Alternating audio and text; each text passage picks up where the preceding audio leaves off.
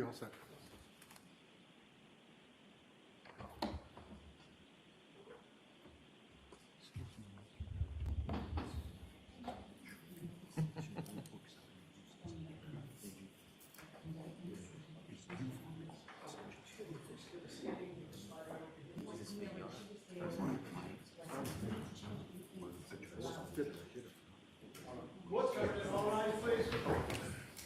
That's for me. That's for you.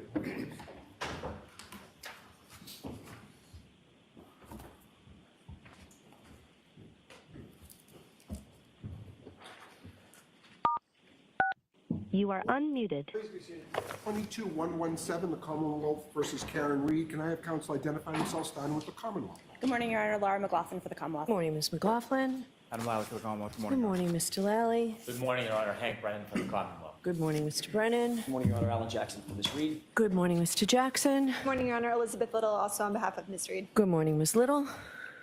Good morning, Your Honor. Robert Alessi on behalf of Ms. Reed. Mr. Alessi. Good morning, Your Honor. David Dianetti for Karen Reed. Good morning, Ms. Giannetti. Good morning, Ms. Reed. All right, so last week, upon hearing of a previously undisclosed relationship, perhaps, between defense counsel and the ARCA witnesses, I took a recess here. We suspended. I had heard about email communication, detailed communication, memorializing a conversation regarding an engagement letter and a promise of retainer on March 20th and 22nd of last year, roughly 2 months before the ARCA witnesses testified. There is another email that was 2 days before the trial and after the voir dire, 2 days before the trial with a list of cases. The Sunday before the witness testified, there's a proposed script of questions and answers and suggestions. And after the trial, there is an invoice or a bill, not just for reimbursement of travel and expenses, but for trial prep. Clearly, the ARCA witnesses were expecting to get paid. So the Commonwealth, I suspended for 3 reasons. The Commonwealth raised questions of candor with counsel in the court regarding the Rule 14 obligations. And frankly, I didn't think it was fair to have defense counsel stand up and have to answer to that without the opportunity to reflect, to talk to each other, to look at transcripts, to consult with people, and that it made sense to give you some time to do all of that, because what the Commonwealth raised does raise serious issues, not just the rights of counsel, but Ms. Reed's right to a fair trial and all that that entails. So it made sense to me to suspend first and foremost for that reason, so counsel can be prepared to make any comments if you choose to. Second reason is what the Commonwealth told us is inconsistent with my memory. So I wanted to make sure that my memory was right. So in a way to do that, I went back and reviewed the transcripts again. I started with the June 10th transcript of the discussion with Ms. Giannetti, where I raised my skepticism about defense counsel in a murder case calling not 1, but potentially 3 witnesses that you never talked to. I looked back at the June 18th voir dire hearing, the June 24th trial testimony of the ARCA witnesses, and the June 25th closing arguments of counsel. So after reviewing that, and my memory was pretty good about that, but what concerned me most is the memory that I had of a discussion here at Sidebar on February 6th, so 3 weeks ago, not last June, outside the hearing of everybody in this courtroom. And at the time, I was operating under the assumption that counsel was unable to provide the Rule 14 discovery because of a federal protective order.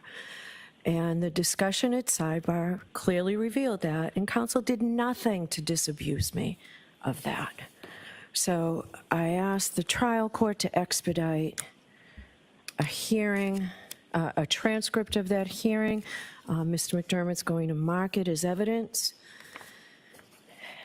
And at that point, Mr. Jackson, when you didn't answer me at first, but when you did, you said, I can tell you this. The Commonwealth is saying pursuant to Rule 14, and you know, exclusion and preclusion of a witness is a punitive sanction for Rule 14 violations. Ms. Reed has not violated anything. Why should she be penalized when the Commonwealth has the exact same batch of information that we have about these witnesses?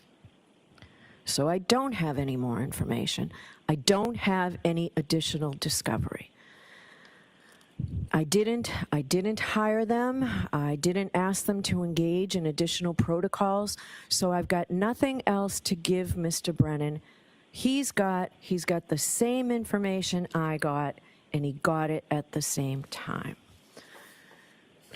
So that was concerning to me. Jim, do you have a copy of that there that you can? And I made sure, so the transcript is of the entire hearing because I don't want anyone to think anything's out of context. So we will mark that as an exhibit. And the third reason I paused is because, frankly, I needed time to reflect. I don't know what may flow from this.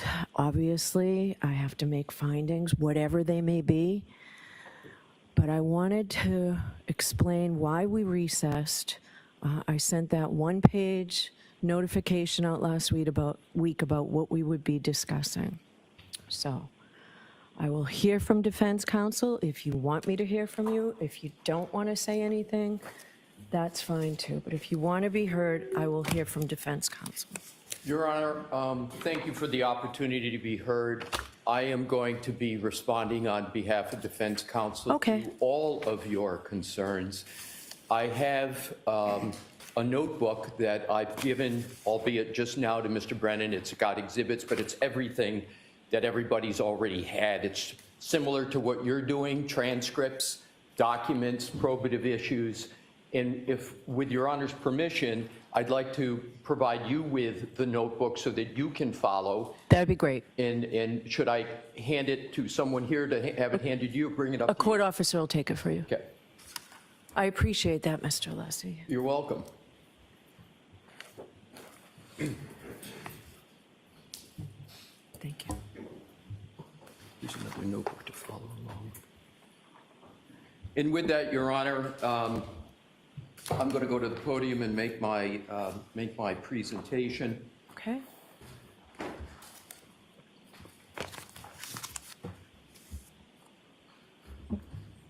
You know what, actually, I'm going to take 5 minutes to just quickly go through this. That would be excellent. Thank you, Your Honor.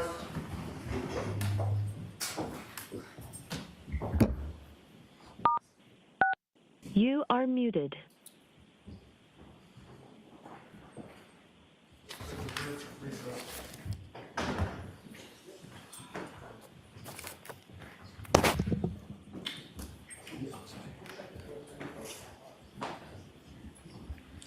Mr. McDermott?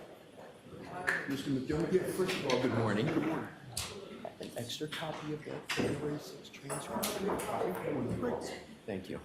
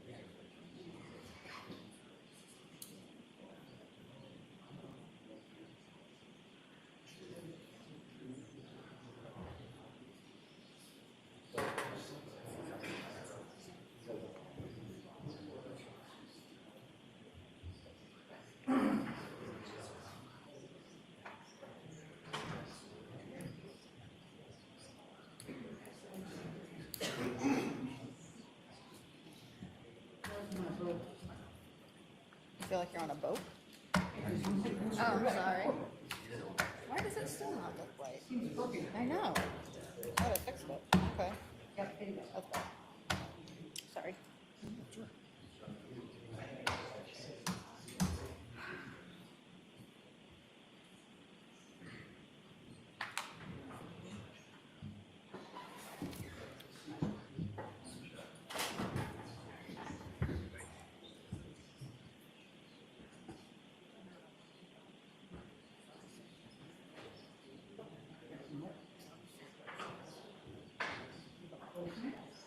Court. All right.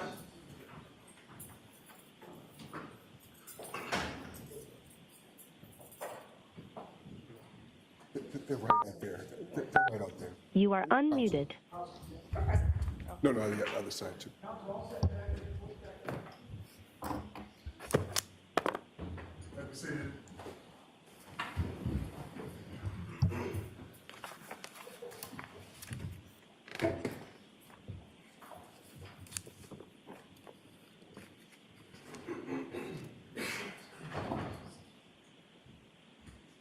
All right, so I apologize if that wasn't quite 5 minutes. I just wanted to see what it was that you had there.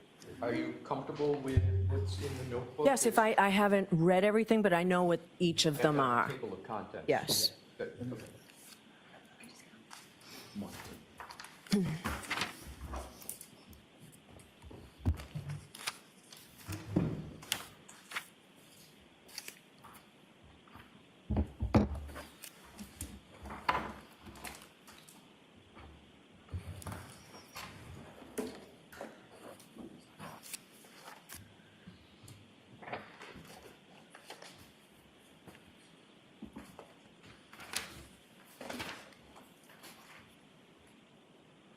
May I proceed, Your Honor? Sure. Thank you. May it please the court.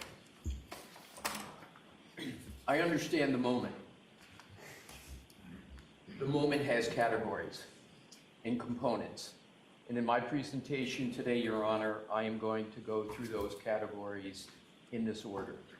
I am going to start with the notebook that I handed to Your Honor and to Mr. Brennan this morning. The notebook is purposefully in chronological order.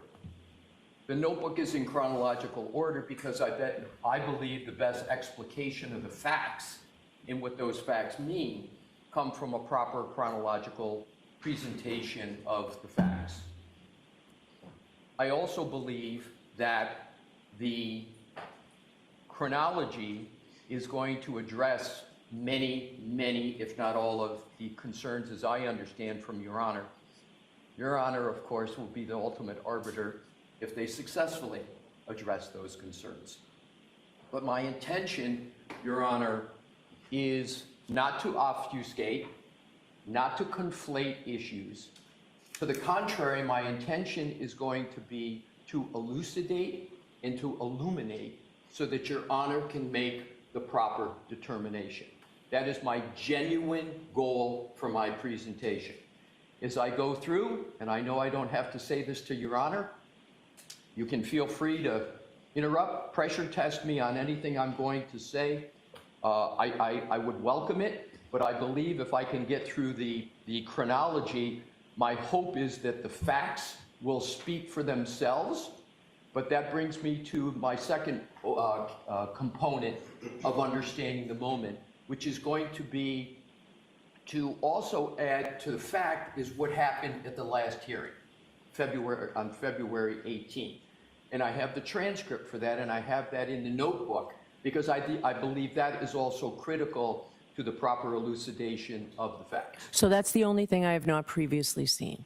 The February 18th transcript. Yes. There are 9 pages that I'm going to go through, Your Honor, and because of the stakes here, I am going to go through it hopefully efficaciously and efficiently, but it's going to have to be methodically.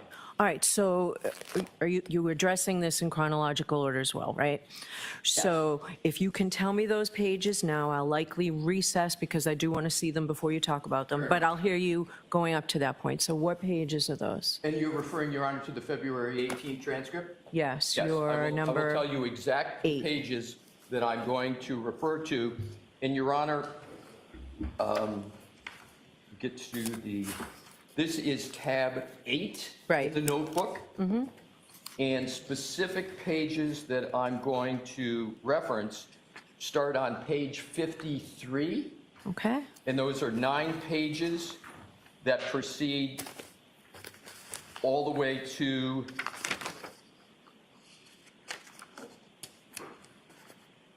really the substance ends on page 62. Okay. And I appreciate that Your Honor wants to take a look at them because I think it's incredibly important for putting in context what happened at that last hearing. And I think it helps also do a compare and contrast to what the actual facts are and to what the statements were that were made on the 18th. So am I understanding, Your Honor, that you would like me to suspend my can, brief or keep going? no, you can keep Okay. going, and we'll stop so I can read whatever I think I need to read Sure. at certain points, but we should be good to at least start. Thank you. And can I just ask, when was this put together? Started about a day and a half ago and was completed this morning. Okay. All right. Go right ahead, Mr. Alessi. Thank you, Your Honor. So I start with tab 1, which is the March 22nd, or excuse me, go to the bottom, please, the March 20, 2024 email. And this is an email between Mr. Jackson and Mr. Wolf. It was sent from Mr. Jackson to Mr. Wolf. It was entitled Engagement. And so what I'm going to do is, that's where the notebook starts. But I want to go backwards to start in terms of something that is well known. And that is the federal investigation and the products of that federal investigation produced the ARCA report. And that was in February of 2024.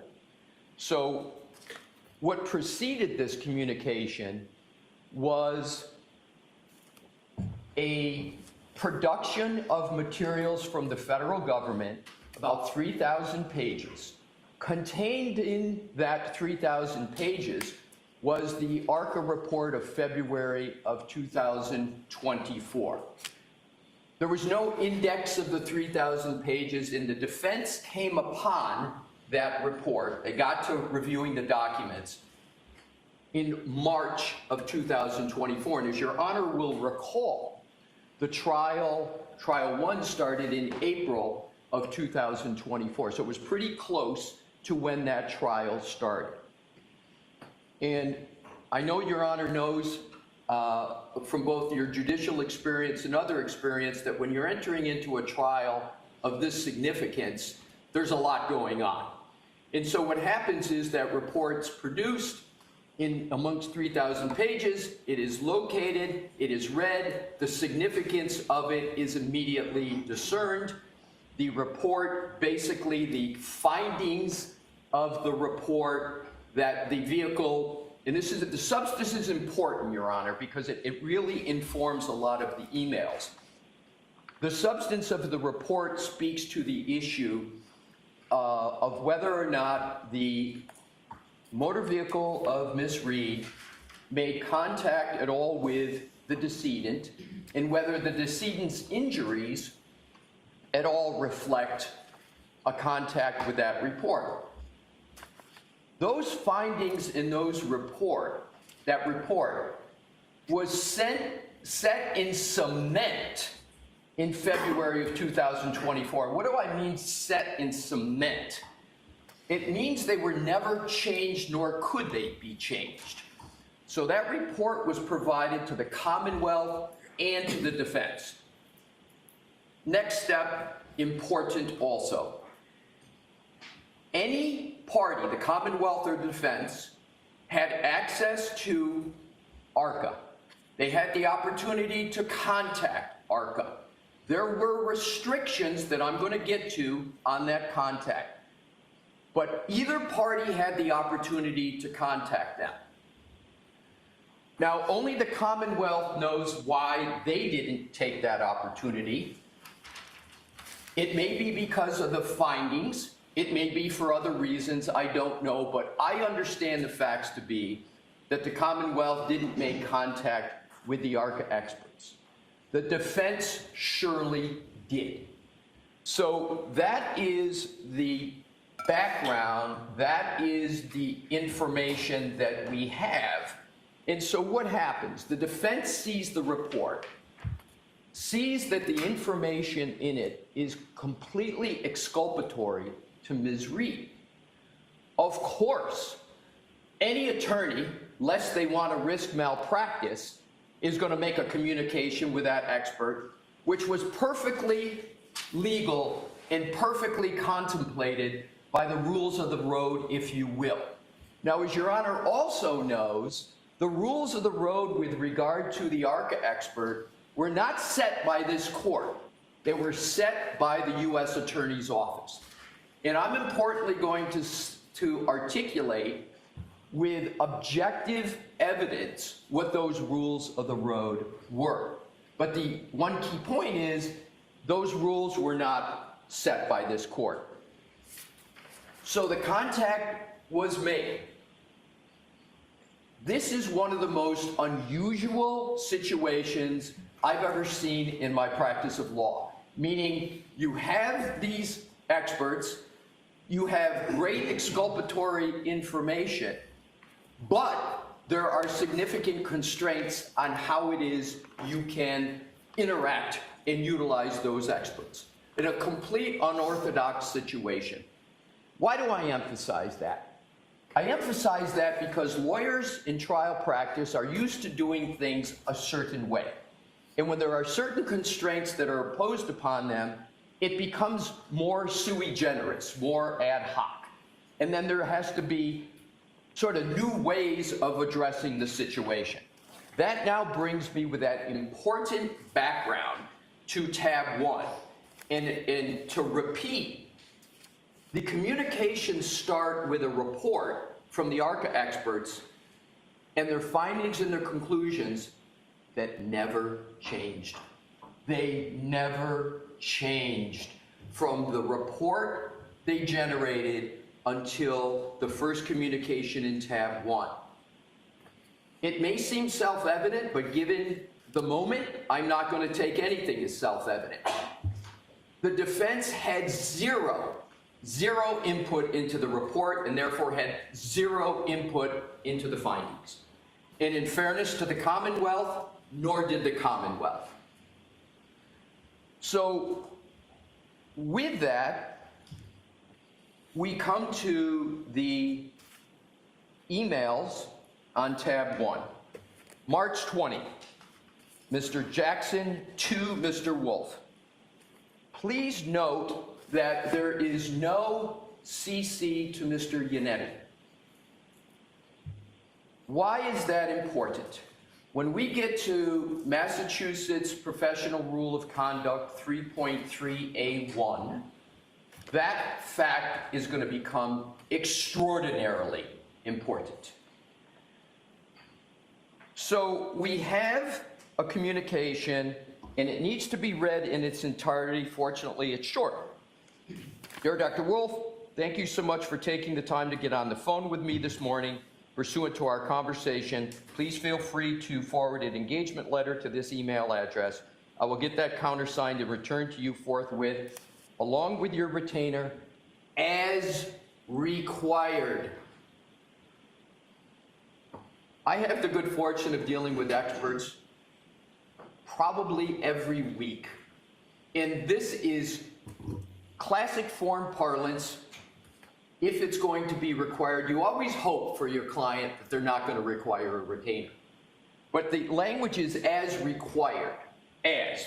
Also, if you could attach a copy of your, Dr. Rentschler's, and Mr. Klein's CV, I would appreciate it. I look forward to speaking to you and your team soon as we iron out the logistics for your participation in the trial. At that particular point in time, there was no conclusion, no agreement no knowledge that these folks would actually be testifying. There was certainly the hope, there was certainly the desire, but there was no agreement that they were going to be testifying. That was the hope. Was the federal protective order that was referenced by Mr. Yannetti that said it was specifically outlined and ruled that they could not prep with us for trial? Was that in effect at the time these emails were sent? The answer is, Your Honor, and I'm going to get to it, but I want to answer your question directly. I'd like you to answer my question. Yeah, no, I wanted to say, I'm going to answer it directly. What Mr. Yannetti articulated as the rule of the road, not prep, was not a rule of the road. That wasn't the rule of the road, and I have objective proof of that. The rule of the road was there would be no substantive conversations with the ARCA experts, okay? That was it. But the answer to your question is I do not know whether the ground rules were in effect, but I can get you that answer, and I will get you that answer hopefully in moments during my presentation. But I do not know the answer. All right, go ahead. And it's an important question, and it's an important answer, I understand. But I'm going to give you information that's going to indirectly answer that question, but I'm going to get you a direct answer as well.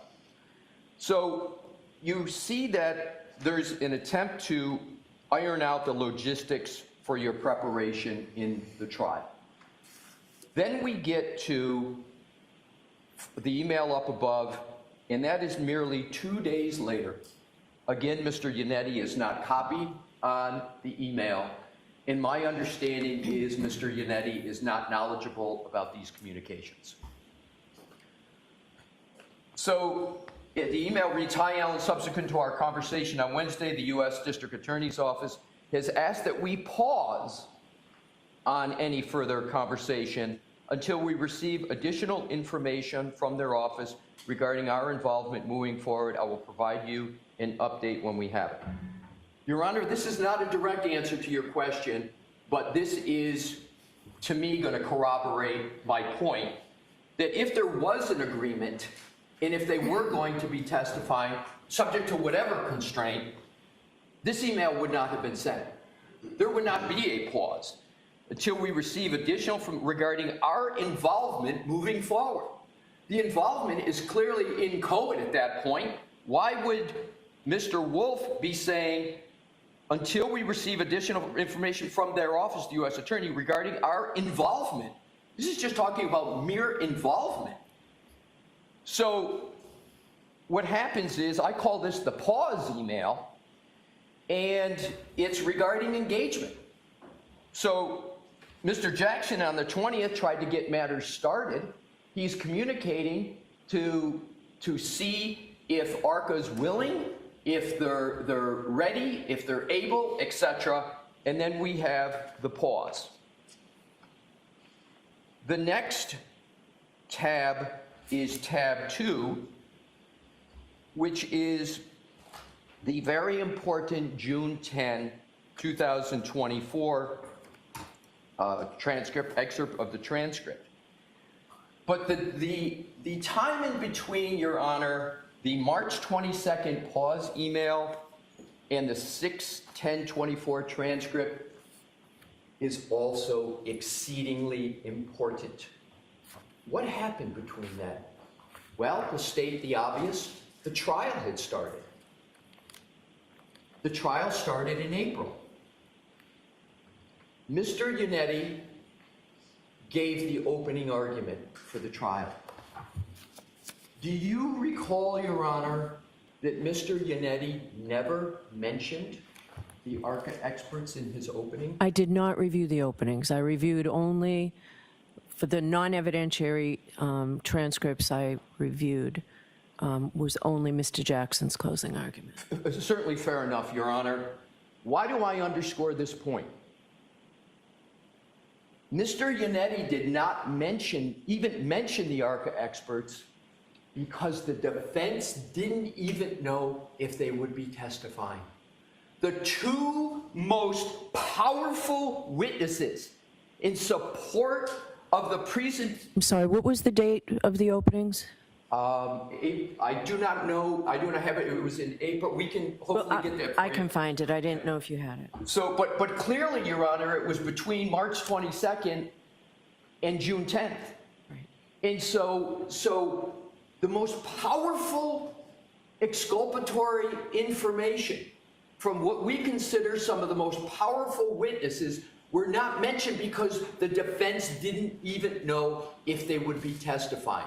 If there was an agreement that they would testify, that would have been in the opening. But the uncertainty about it is the reason why it wasn't in the opening. We didn't know what would be happening, so that pause continued through the opening. That to me is so key because I think it's antithetical to an agreement.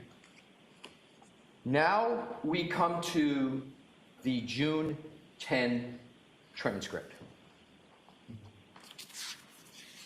And as I said, I am going to hit head on these areas.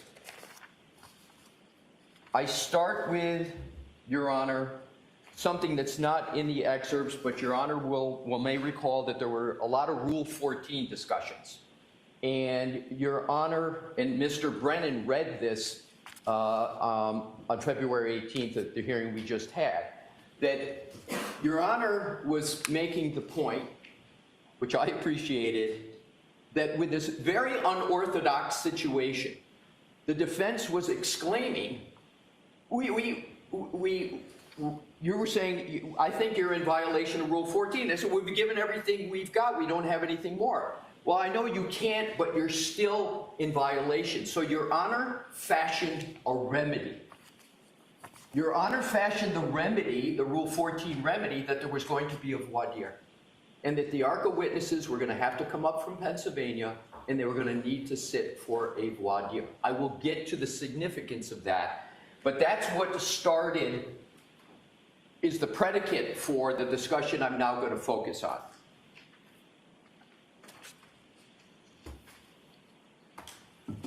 It starts on, this is tab 2, page 2812. Line 5, the court. Now, regarding the 3 experts from ARCA, so I've read that report. I can't tell who does what or what the basis of their opinion is. So what have you provided? You're referring to the defense, of course. Mr. Yannetti, Your Honor, we've provided everything that we know. We mentioned to this court at sidebar these experts did not arise from us finding them. The court, I understand that. Mr. Yannetti, these experts were hired by the federal government and they provided a report to us pursuant to the TUI request. And it was specifically outlined and ruled that they could not prep with us for trial.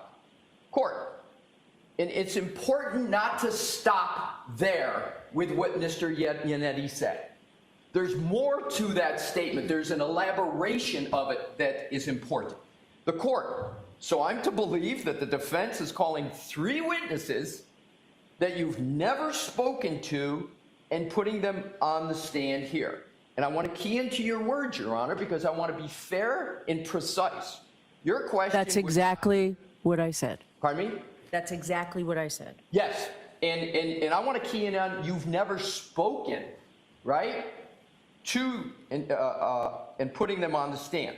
Now, no one ever said from the defense they never spoke to them, but that was what Your Honor was concluding from what was stated. So what did Mr. Yannetti do in elaborating on his answer? I didn't go back to the video to see if there was sometimes 2 people speak at the same time. I don't know. I'm going to assume it wasn't, and this was just a natural flow. So Mr. Yannetti says, that's essentially it. But what follows is really probative. We've spoken to them only for the purposes of coordination of their testimony and their background. And I've got definitions of coordination and background that I won't provide, but those in Merriam-Webster's dictionary have specific meanings. but I don't have to parse that at this point. So I want to continue. We have not been able to interview them regarding their findings, which are outlined in detail in the reports that both sides have. And I know the immediate response might be there, it might be at this point, wait a minute, you haven't had time to interview, et cetera, et cetera. But what has been the communication up to that point? It's been the first communication from Mr. Jackson, mentioned in the March 20 email, and then the pause email. That statement of Mr. Unetti, as best as I can gather, is 100% accurate. It is not merely a response that stops with line 14 to 18. He goes on and explains exactly what the interaction had been up to that point. The statement of Mr. Unetti is 100% accurate. Now we get to the court. See, I don't see that as being the report. I don't see that as being detailed. It leaves a lot of questions as the gatekeeper as to what they can testify, and you have not complied with your Rule 14 obligations. We can't, Your Honor, and this was what I was pointing to before. So you can't, but you haven't. So I'm left with you haven't complied. So we need to get everybody here for a voir dire that can testify yes. Well, we need to do that in advance of their testimony. Okay, that's fine, Your Honor. So the defense is now fighting with bringing them in for a voir dire. That's, Mr. Unetti says, that is fine. So I said I'm not going to conflate issues, but there's overlap of issues. So here you have a Rule 14 issue. Your Honor has concluded there's a violation. Your Honor has fashioned a remedy. The remedy is they're going to be subject to voir dire. The defense doesn't fight it. That is the Rule 14 remedy. But I'm going to get to how that interacts with the Model Code 3.3A1 in a moment. So we have then the voir dire. And what I'd like to, if I could, Your Honor, have you turn to tab 3, which is excerpts of the voir dire. Page? It's tab 3, and it's the June 18, Okay. 2024 voir dire examination of Dr. Wolf. And before I get to the specific parts of it, I know this is well known by Your Honor, but it's important to set the predicate for the elucidation of the points I am making. We all know voir dire is the opportunity for anybody to ask virtually any question they want of the witness to be voir dire.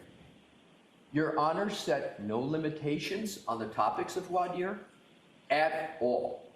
In recalling Your Honor's concerns, right, I don't know who even is opining on what. I went back and looked at that, Your Honor. Pretty fair comment, if I could, from the bench. It was hard to see. But please recall that wasn't the defense's making. We got what was sent in cement, the reports. That's the way they came. We didn't create a report that blended experts as to what they were going to say. That's what got dropped in our lap. So the voir dire was the opportunity for the Commonwealth to ask whatever questions they wanted to ask. There were no limitations. So up to this point, Your Honor, I'm going to use some words of others, because I'm going to come back to them after we talk about the February 18th hearing. There was no compensation as of June 18th.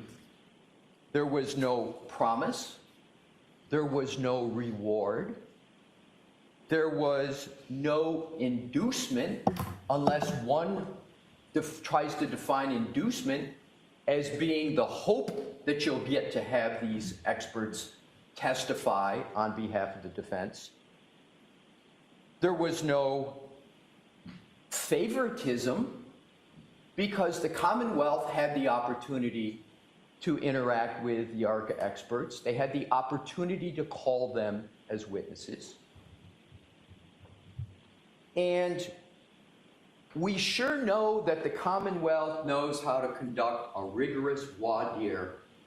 Please simply recall Attorney Brennan's voir dire of Dr. Russell. That was the opportunity. They had a Dr. Russell opportunity with Dr. Wolf. What they chose to do with that opportunity, of course, is fully the discretion of the Commonwealth.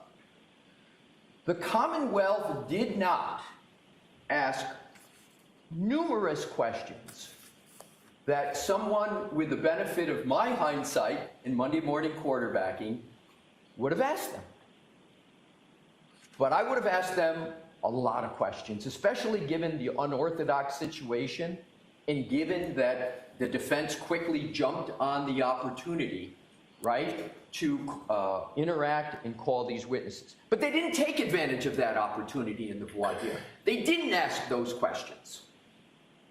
Had they asked those questions, they would have gotten answers. Now, Your Honor, I don't say that that in and of itself addresses the Rule 14 issues. I'm going to get to those. But I want to get to the prejudice, and I want to get to some of the other important issues. I'm going to highlight, because I'm going to come back to it, Your Honor, page 1-67. We heard at the February 18 hearing, and again, I'm going to come back to it when we go line by line for those 9 pages. Not line by line, but many lines. If I could draw your attention, please, to line 12.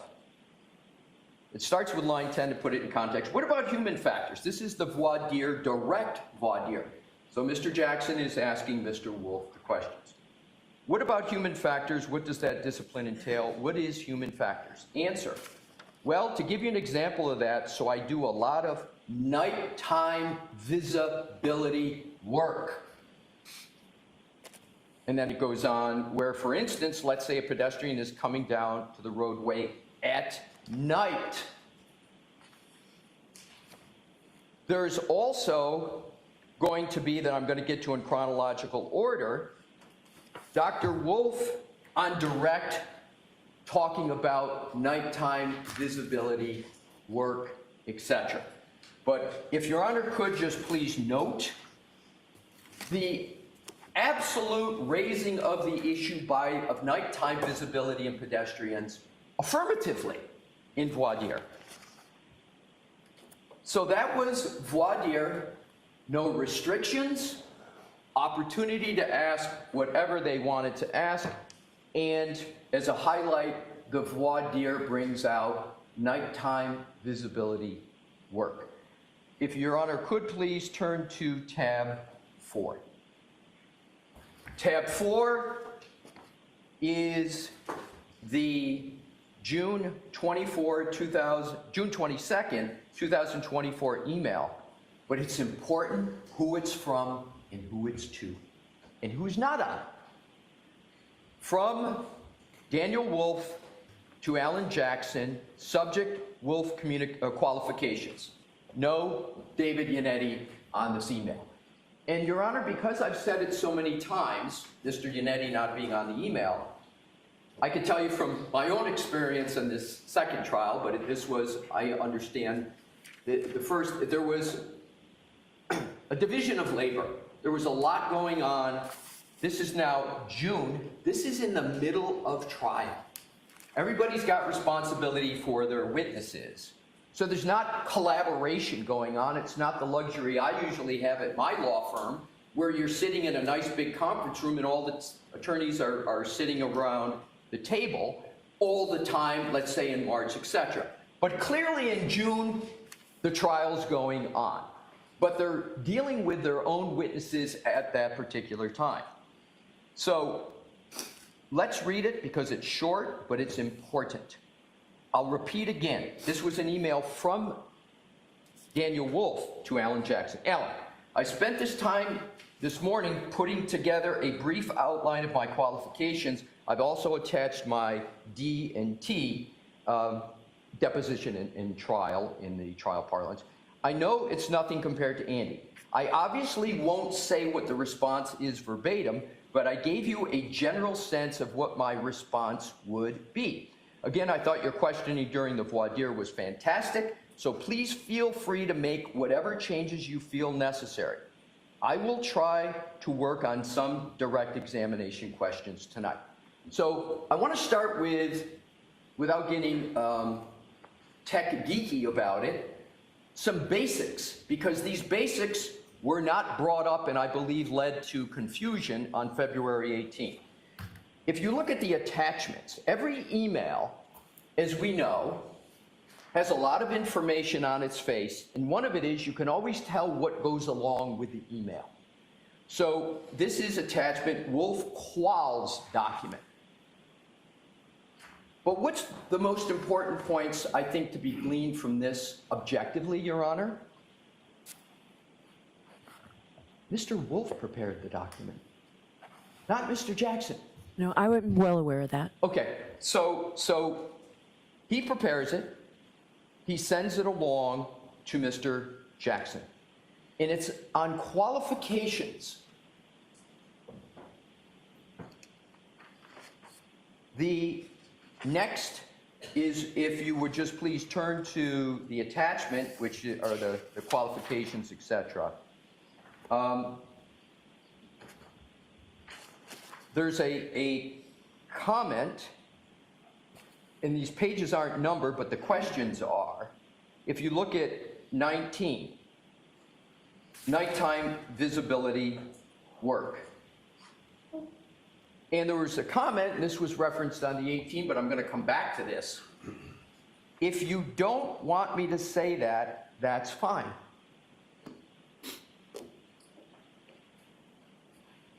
That very testimony in that very point was elicited by Mr. Jackson on the direct that we're going to get to. There was no hiding of it. I read that as well. Good. Thank you, Your Honor.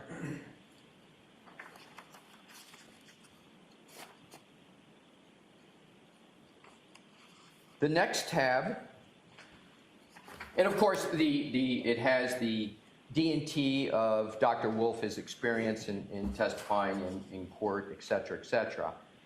I will indicate, Your Honor, that the information in terms of quals, et cetera, all of that, to me would be basic questioning in a voir dire. But those questions, to the best of my knowledge, were not an issue of concern for the Commonwealth with regard to voir dire. I mean, inquiry, but again, that's what voir dire provides the opportunity for.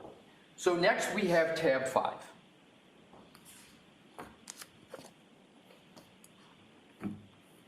June 23rd is Sunday at 2:59 p.m. from Daniel Wolf to Alan Jackson. Subject Wolf Direct, attachments Wolf Direct. So it's clear, and then if you turn the page, that is the attachment, is something that has no labeling on it, but I don't think anybody is going to misunderstand that this is what's being referred to in the attachment Wolf Direct. So all the topics that are in this direct were all in the report of ARCA, the frozen in concrete report of ARCA. And we will get to this, but what I did was I went and compared this outline. I did too. Your Honor, there's one thing I've learned in the short time I've had in this courtroom, is that Your Honor is on everything.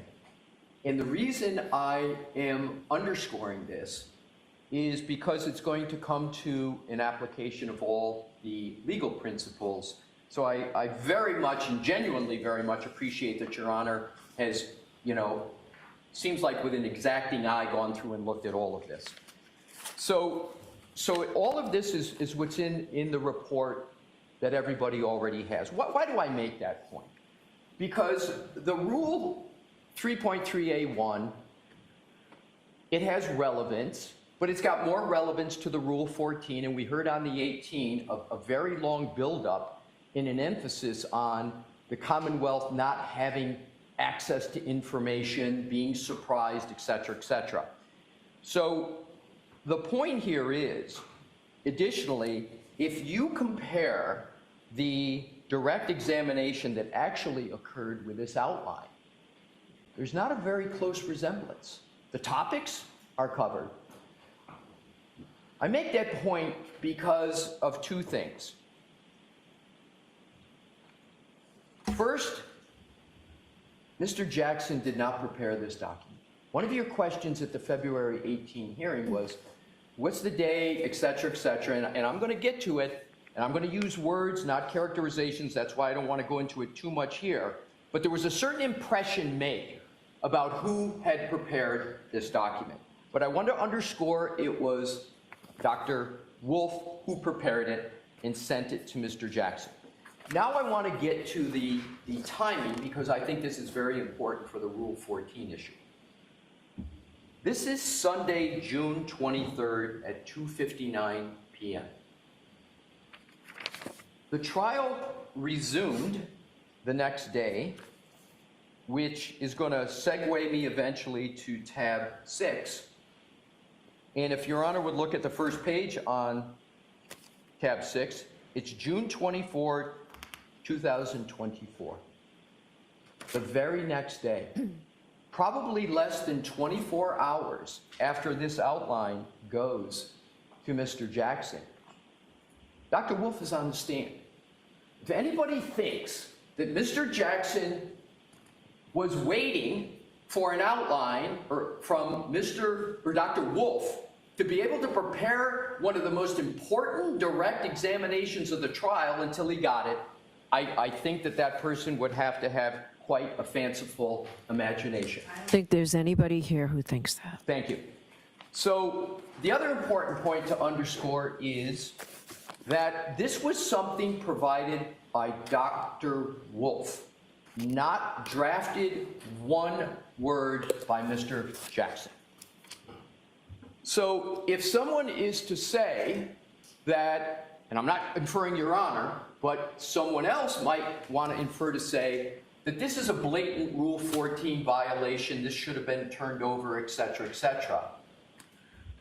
What happened the next day, one day later, that would have required Mr. Jackson in the middle of trial with an unorthodox situation, trying to figure out what to ask Dr. Wolf, under what parameters, under what constraints, et cetera, that he should have also had the thought, oh boy, I got this in at 2:59 p.m. on a Sunday.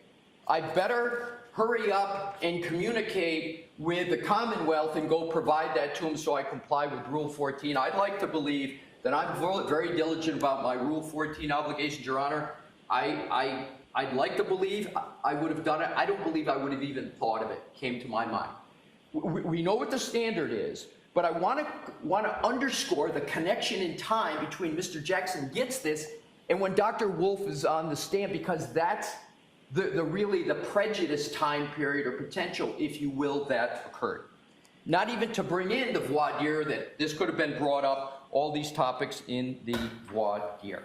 Not that voir dire satisfies all Rule 14 obligations, but the reason I brought up Your Honor's Rule 14 remedy was it was the remedy, I think perfectly tailored to the situation, to basically say, I don't, as the court, understand, these folks haven't gotten what the court found was their proper discovery.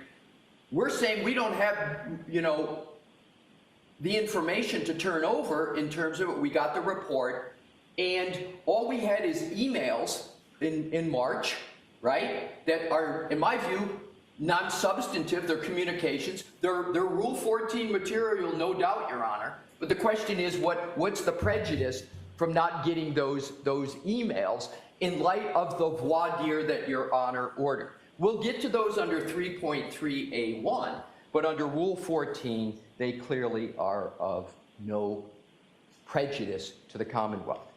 So now we have the trial testimony of Dr. Wolf. I mentioned, Your Honor, about the nighttime visibility issue because much was made of that in the hearing 1 week ago. If Your Honor could please turn to page 3665, starting at line 22 at the bottom. Question. Mr. Jackson, this is direct. Mr. Jackson is eliciting this testimony. Remember the comment, I don't know if you want to bring this up? Mr. Jackson now is eliciting this topic. And how many of those 1,000, I know you don't have a number specifically, but how many of those 1,000 would you say involve pedestrians as well? Answer, several hundred. As I mentioned earlier, you know a great deal of my work is in the field of lighting and visibility, so there is a direct correlation between time of day and pedestrian incidents. Here's the key sentence. We see a rise in the evening and night hours just due to drivers having a difficult ability to try to perceive and recognize individuals.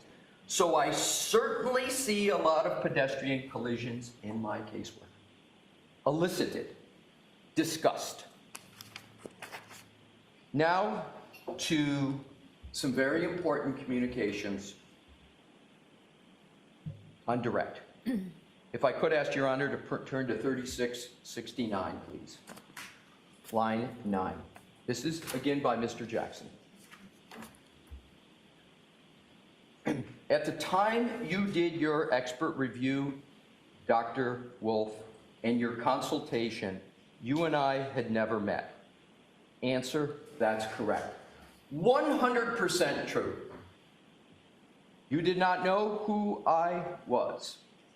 I did not. 100% correct. You had never met Ms. Little? No. That's correct. Mr. Yannetti? No. Fact. As a matter of fact, you had never heard of this case. That's correct. Page 3670. Line 10. Question. When did your analysis and conclusions, well, let me ask it this way. You finalized your report, you and your team, correct? Answer correct. Question. And that report is contained in a multi-page document that was submitted following your analysis and your opinions and conclusions, right? Answer correct. The defense didn't have anything to do with that. That's correct. True statement. You had never met us, didn't know who we were when we did this. Correct. Now if you could continue on, Your Honor, to, I believe, if I could be so officious and say this may be some of the most key aspects of the testimony for Your Honor's inquiry. 6, question. All right, it goes without saying, I'm going to ask it anyway. You haven't been paid by the defense. Answer, you have not paid us anything. No. 100% correct. And you don't work for us. That's correct. There was no engagement. There was no engagement letter signed. There was no retainer. Those discussions that were started on March 20th were paused with a March 22nd email, and they never were re-engaged. They were never re-engaged. They got to eventually get them on the stand, but there was no retainer. There was no terms of the engagement, to the best of my knowledge and my review of all these facts and discussions with counsel. So then the next, that's correct. Question. As a matter of fact, I've never asked you specific questions about your testing before today. That's correct. Mr. Wolf sent in questions that he proposed Mr. Jackson asked, but that's why I underscored so many times the fact it came from Dr. Wolf to Mr. Jackson. It's not Mr. Jackson asking questions in that document.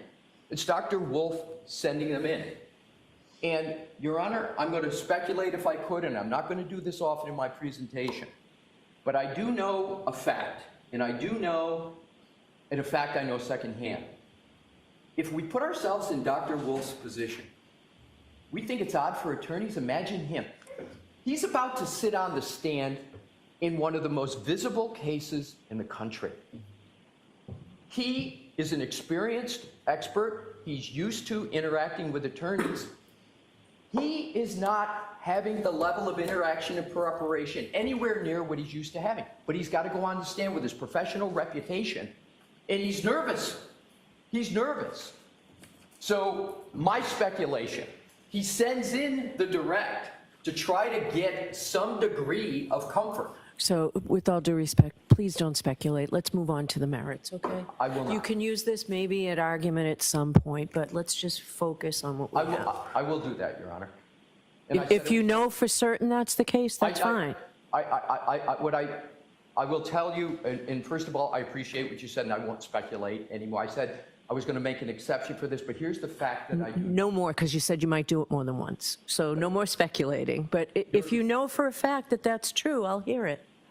Your Honor, first of all, completely understood, no more speculation. There will be no more speculation until we get to February 18th, what I think is really important. Okay. Because the Commonwealth on the 18th speculated a lot. And I Okay. think the only way to fairly... So let's go back to this, okay? You'll get to February 18th. Do you know for certain that that's what Dr. Wolf was thinking? Here, I will tell you the basis of it, in fact.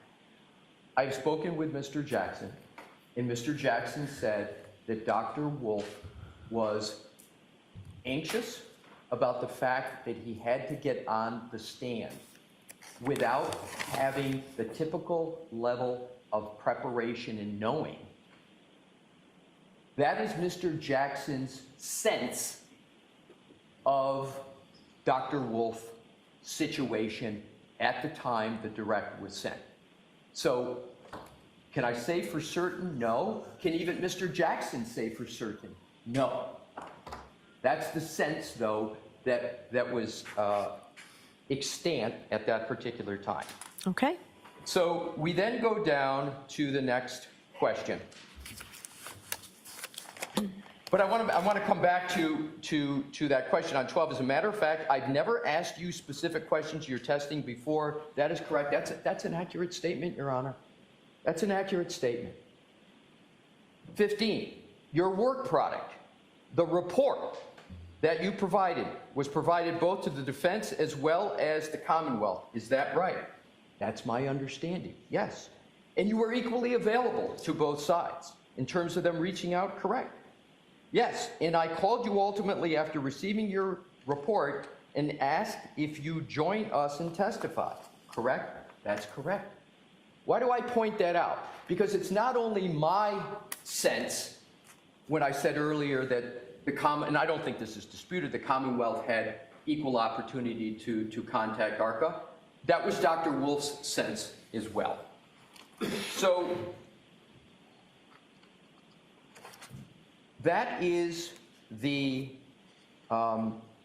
direct testimony of Dr. Wolf, and I want to just speak to the findings because on page 3676 to 3677, because the findings never changed one iota from the report ARCA issued in February to Dr. Wolf's testimony.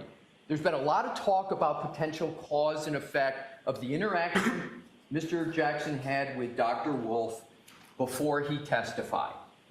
And the key emphasis, and I think should be the key concern of everyone, certainly was the concern of the U.S. Attorney's Office in the federal investigation. They didn't want those findings altered in any way. And the U.S. Attorney's Office basically said, we don't want any more additional testing. We don't want anything. You're going to get these findings, and you're going to deal with the findings that they have. So what were those findings? Bottom of 3676, line 25, did you perform an accident reconstruction? Specifically focused on determining whether or not damage to the Lexus was consistent with hitting Mr. O'Keefe. Answer, yes, I think that's a fair characterization. And reversing that, was your accident reconstruction also focused on whether or not the injuries to Mr. O'Keefe were the result of being hit by a vehicle? So it's important to know in terms of, whatever the interactions were and whatever the effect of the interactions were, is that the findings always stayed the same. And what was elucidated at trial, what was presented to your court, was not anything whatsoever different from what was established in cement in that report in February of 2024. So now we go to, and of course, the findings of ARCA being that the vehicle did not come into, Ms. Reed's SUV did not come in contact with Mr. O'Keefe, and the injuries that Mr. O'Keefe incurred were not the result of an interaction with a motor vehicle. So now we go, Your Honor, to the tab 7, which is the invoice. I am going to be very precise and point out some items, hopefully for an efficacious purpose. It says at the top, ARCA invoice date, July 12, 2024. Of course, by then the trial is over. Your Honor correctly noted in your prefatory statements about these line items that are in it. We don't run from one word or line in this invoice.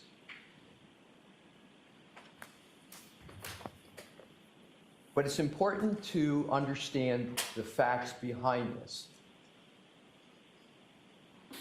The last discussion that any member of the defense team recalls having about any compensation at all was back in March, and it wasn't even any discussion about particulars, etc. It was just the defense feeling that they were going to be calling these witnesses.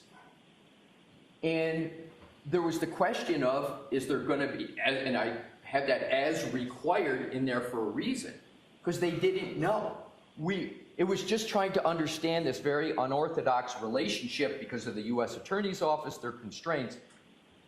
The defense position is that there was absolutely no meeting of the minds that ARCA was going to be compensated by the defense. It wouldn't have been a surprise if that would have been demanded of the defense, but those were paused. Those discussions were paused. And again, that's the recollection of the defense. And to be clear, Your Honor, as Your Honor knows, I was not a participant in the first trial. I'm not speaking with firsthand knowledge on any of this, but I have conducted as thorough an investigation of these facts and marshaling of them as I think I can possibly do. So here's the punchline, Your Honor, with the invoice. Came out of the blue. It came out of the blue. It gets sent to Mr. Jackson's office in July. I can't reveal attorney-client communications, but I can tell you there's one person that was more shocked than most about the invoice coming in and the amount.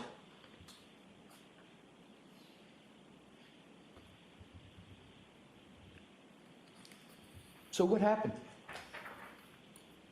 And this is, Your Honor, objective. These are recollections, information. The defense team called Mr. Adam Deitch at the U.S. Attorney's Office. What is this? Can we pay it? We supposed to pay it? I encourage Your Honor to communicate with the U.S. Attorney's Office about, did this conversation really occur? What was the substance of the conversation? Because, as I understand it, one of the questions of Mr. Deitch was, can we pay this? Are we going to be in violation of some expectation of yours? We want to do this the right thing? Mr. Deitch said, yes, you can pay. Why would the call go into Mr. Deitch if there was a prior agreement that they would be paid for anything. There would be no reason for the call.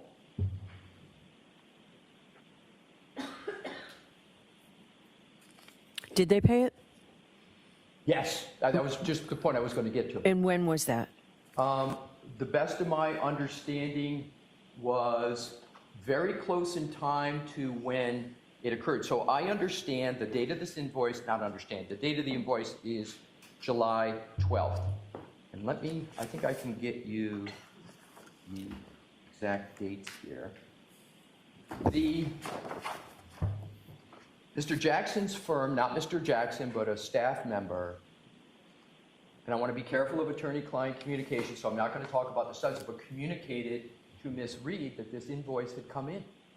And I believe that communication was toward the end of July, maybe I'm going to roughly estimate the 24th. And then there was a communication, of course, with Mr. Deitch. And after Mr. Deitch said, yes, it's permissible to pay that, I believe the payment was made very shortly thereafter, maybe within a week. When was that? Within a week within that July 24th date? Get you an exact answer? I would like that. Sure. I'm going to attempt to get an exact. If I can't, I think I can get a good approximation.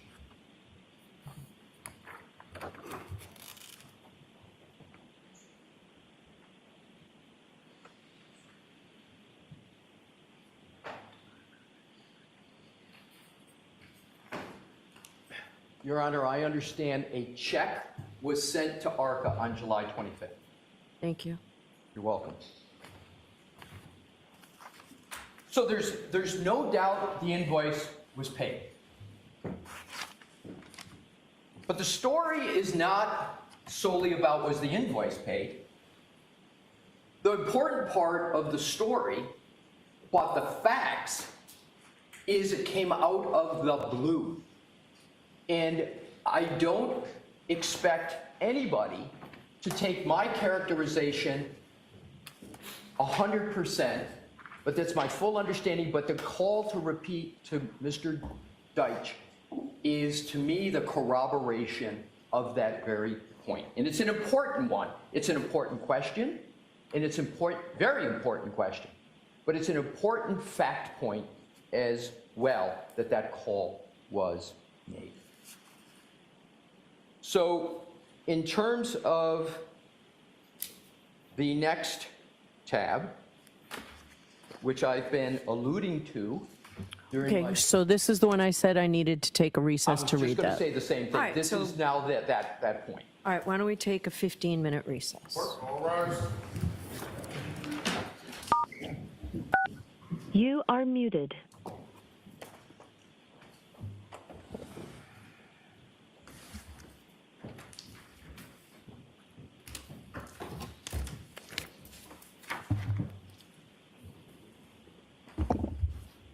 Stand in recess.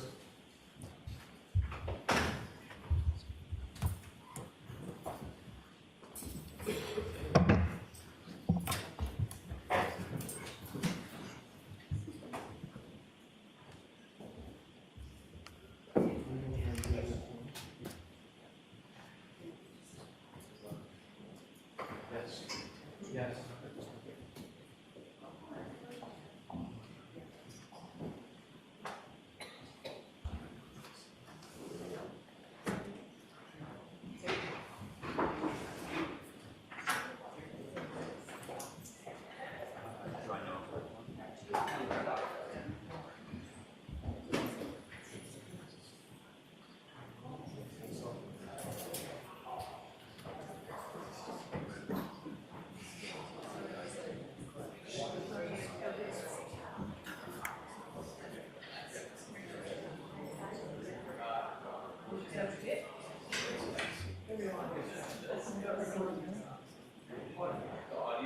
I'm sorry, what?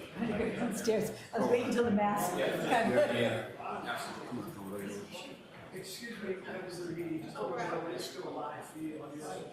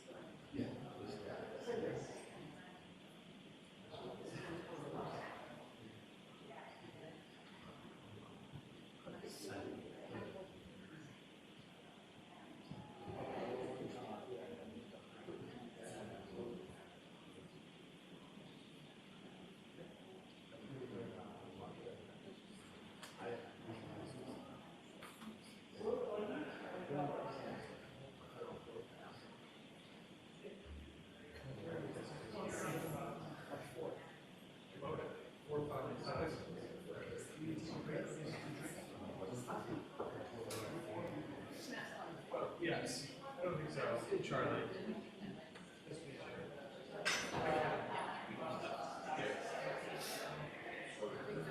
All right.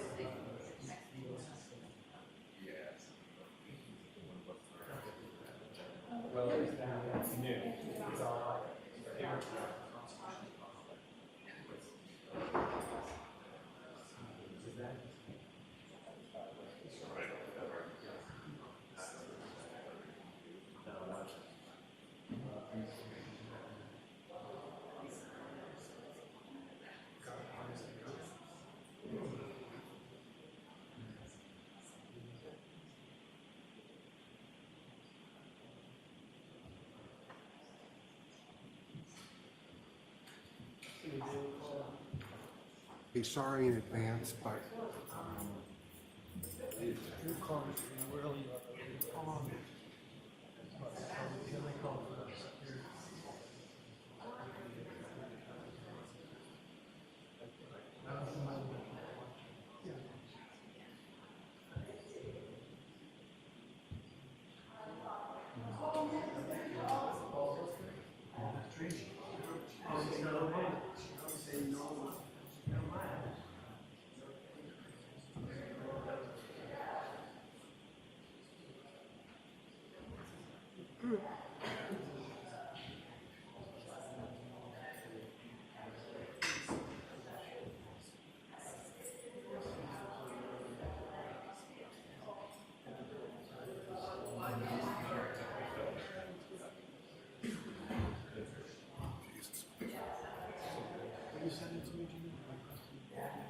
no, tomorrow.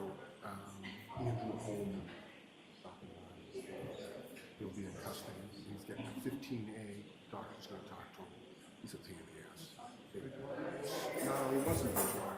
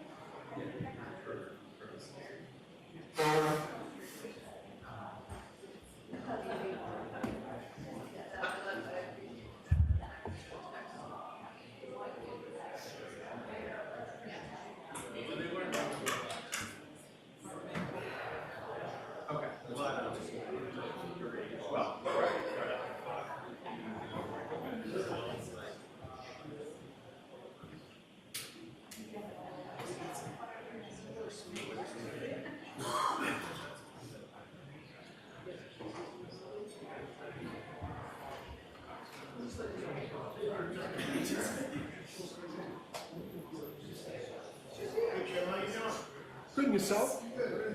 Good.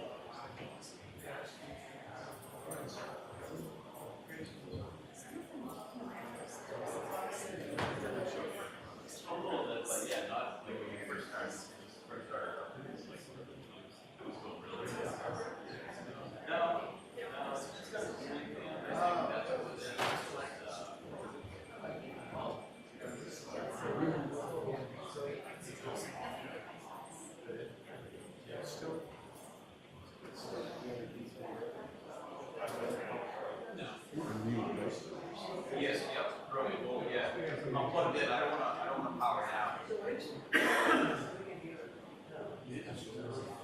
Probably, yeah. Yeah, I don't care. I don't, it's just.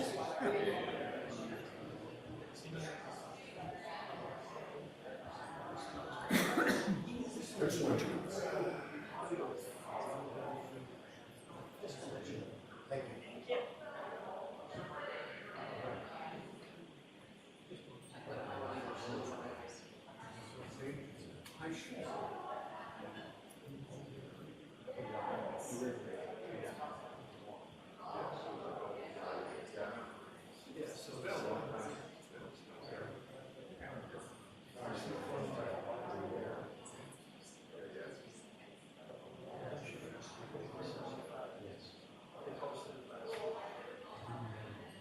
Seemingly, this computer, this printer works for me now.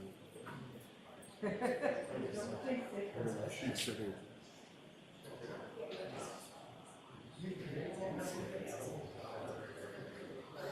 Did you fiddle with this printer again? No. It's working for it. Yeah. And I almost want to say like there's a new name for it in the computer. Yeah, but that's fine. I thought it used to say 25 printer, that was it, but now it says. No. I don't remember that being on there. That was there. Oh, all right. Then I don't know why.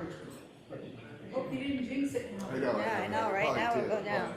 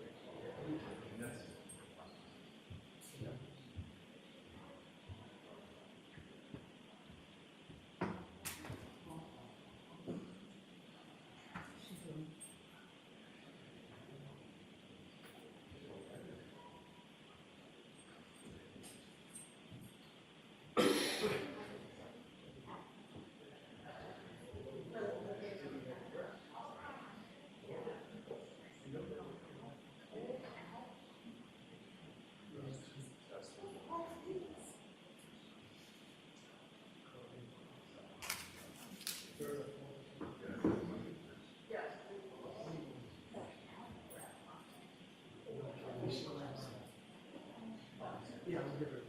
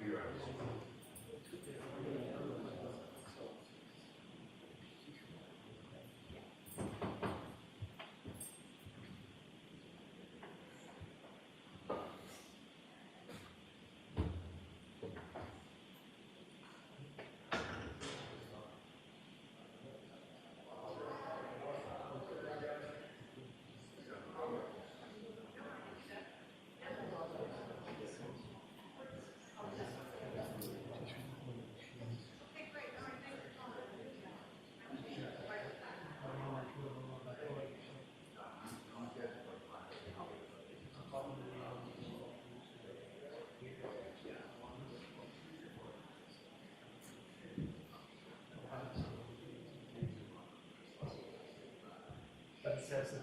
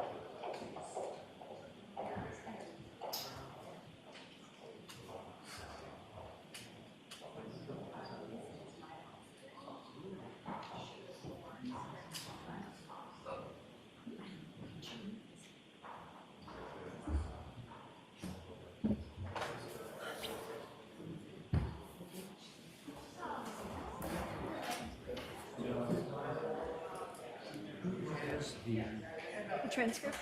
There it is. I do.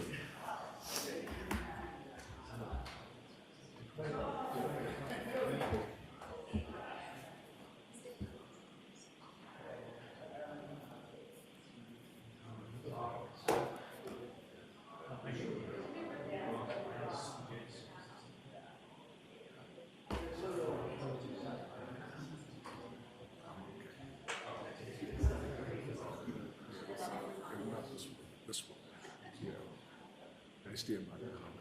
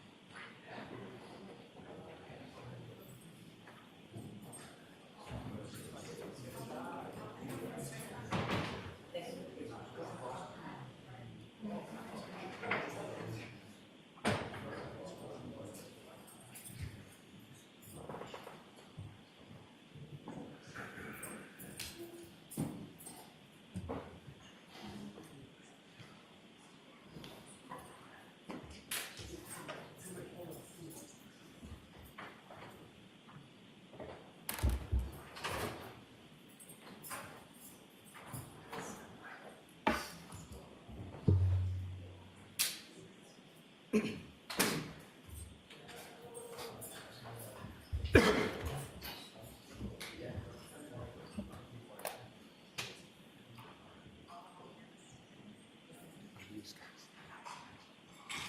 Rudy is a very funny individual on my phone. I'll tell you. He's such a good guy.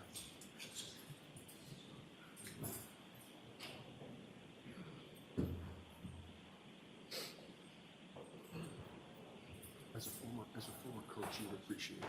He's telling me, there's no flag. Shoot this.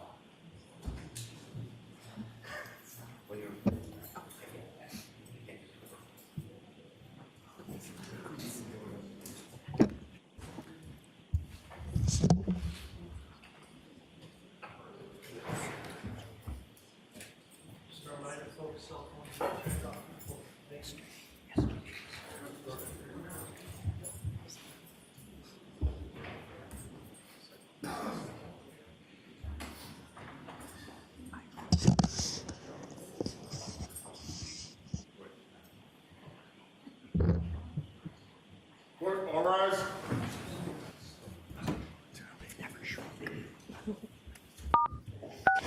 You are unmuted.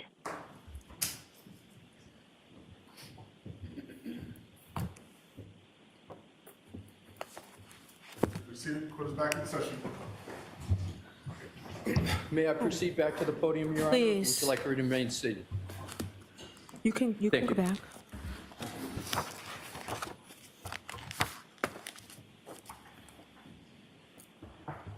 May I continue, Your Honor? Please. Thank you.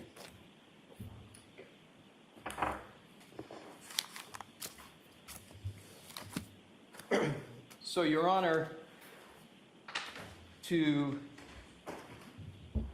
blend and quickly summarize what we've gone through I'm using the table of contents of the notebook. We've spoken about the March 20 and March 22nd email from Mr. Wolf to Mr. Jackson. We've talked about June 10th and statements of counsel. We've talked about comments of Your Honor. June 18th, we've talked about briefly the voir dire of Dr. Wolf and the opportunities the parties had there. We talked about the June 22nd and June 23rd's emails from Dr. Wolf to Mr. Jackson and the proximity of those emails to the restart of the trial on the 24th. The 24th is the trial transcript of Dr. Wolf. July 12th, the date of the invoice. As Your Honor well knows, we got you when that invoice was paid. And now, with all of that, what I am going to do, Your Honor, hopefully productively, with no speculation. Okay, so you don't have to tell me what you're going to do. Just go ahead and do it. So I will just go ahead and do it, Your Honor. Now to the transcript. And as I go through, I start on page 53. Okay? Line 19. And this is Attorney Brennan. Your Honor, my purpose is not to deprive the defense of an expert. I'm going to stop there. That statement is I will carry forward about the Commonwealth's statement that they're not seeking to deprive the defendant of ARCA as a witness was made 5 times. I counted them, and we'll go through each one and number them. Or deprive the defense of an ARCA expert in this case. Very important, because from my perspective, what was put in the firing line on February 18th was the ARCA experts, albeit indirectly. So now we go to page 54, and this is going to be, in some points, a line by line because the words matter. Line 5, and this is again is Attorney Brennan. Well, what the government worries about is that there is other things that are relevant, like compensation, promise, reward, inducement, whether there's collaboration between one side or the other, and that expert witness that they don't know about and can't ask about. I'm going to stop there. That they don't know about? Really? Don't know about the ARCA experts? February 12th report? A voir dire? Knowing the purpose of the voir dire was we wanted to have these witnesses testify. And then the next statement, and can't ask about? Really? Can't ask about? Voir dire, the opportunity. Next statement, that there's some bias or favoritism that the expert might have towards one side for whatever reason. I don't know what's meant by favoritism, but having worked with experts almost every week, you call an expert to testify. I don't know if I would call it bias, but I don't think it's a stretch to say that if an expert's going to come in and give opinions helpful to your client, that expert is biased. But this expert was not engendered by the defense. It was engendered by the U.S. Attorney's Office in their federal investigation. Next, on line 12. So that if that information is not disclosed, really? It was on February 12th of 2025. Now, I'm going to get to this because, and this is not speculation, this is fact, the entire buildup of February 18th was on the false foundation that the Commonwealth had gotten all the information that they were going to talk about until Your Honor's break from the federal government and not the defense, which was completely false. So this is a buildup, it's all in. And what was the date again that the defense provided it? The Friday night before our hearing, was it? It was, I will tell you this, I'm going to have to think out loud here. I'm going to answer it. I think it was February 12th that it was provided of 2025, but it's important to state why that date. Please recall, Your Honor, that the Commonwealth had not yet issued its certificate of compliance with discovery. And I know I don't need to tell Your Honor the rest, you know it better than I do, about counsel's obligation to turn over discovery, et cetera, et cetera. So I don't know if the Commonwealth on the 18th genuinely didn't know that it came from the defense as opposed to the Commonwealth, but what's very, very clear are the statements that I'm going to go through that were all built upon the foundation that they learned about this all from the federal government and that the defense had not turned over anything, which is completely false. Okay. So let's go through each word because it gets really important. When there are claims made that the defense has not turned over something and there are words used like ambush and duping, it's important to understand and get behind those verbs as to what the facts are. So the next. So if the information is not disclosed, then it's not only an impediment, it creates a position where there's an unfair examination. Really?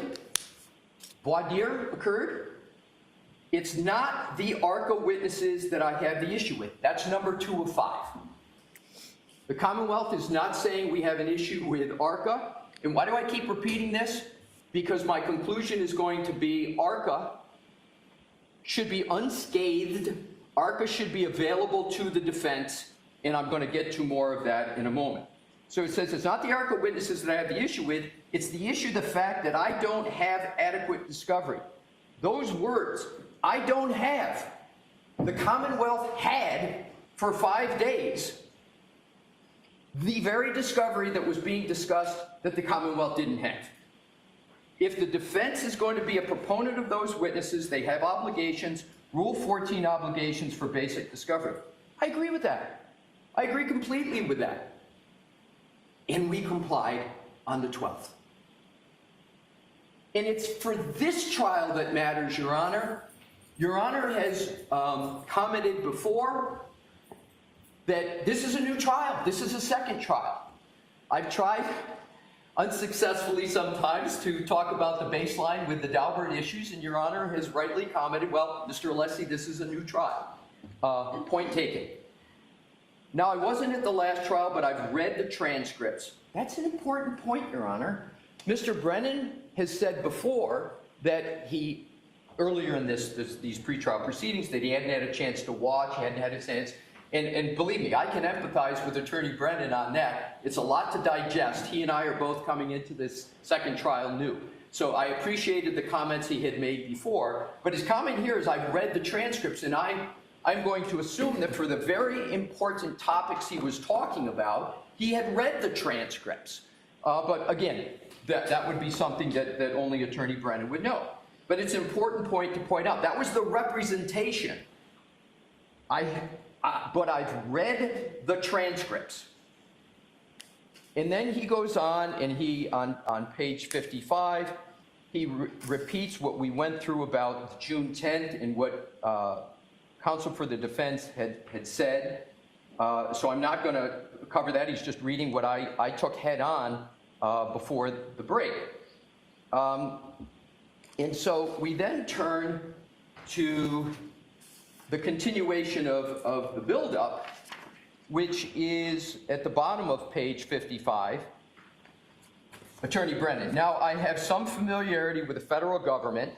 Seemed to me, based on my limited experience, there was much more to the story. And the story is about interactions with defense counsel. That's what was talked about above. So I called the federal government. There's no statement here, there's much more to the story, and I've got the discovery that the defense provided that told the complete story. So there was, and I'll tell you, my impression from what is stated here is that counsel made these representations, but the Commonwealth couldn't evaluate them because they didn't have information, so they went to the federal government.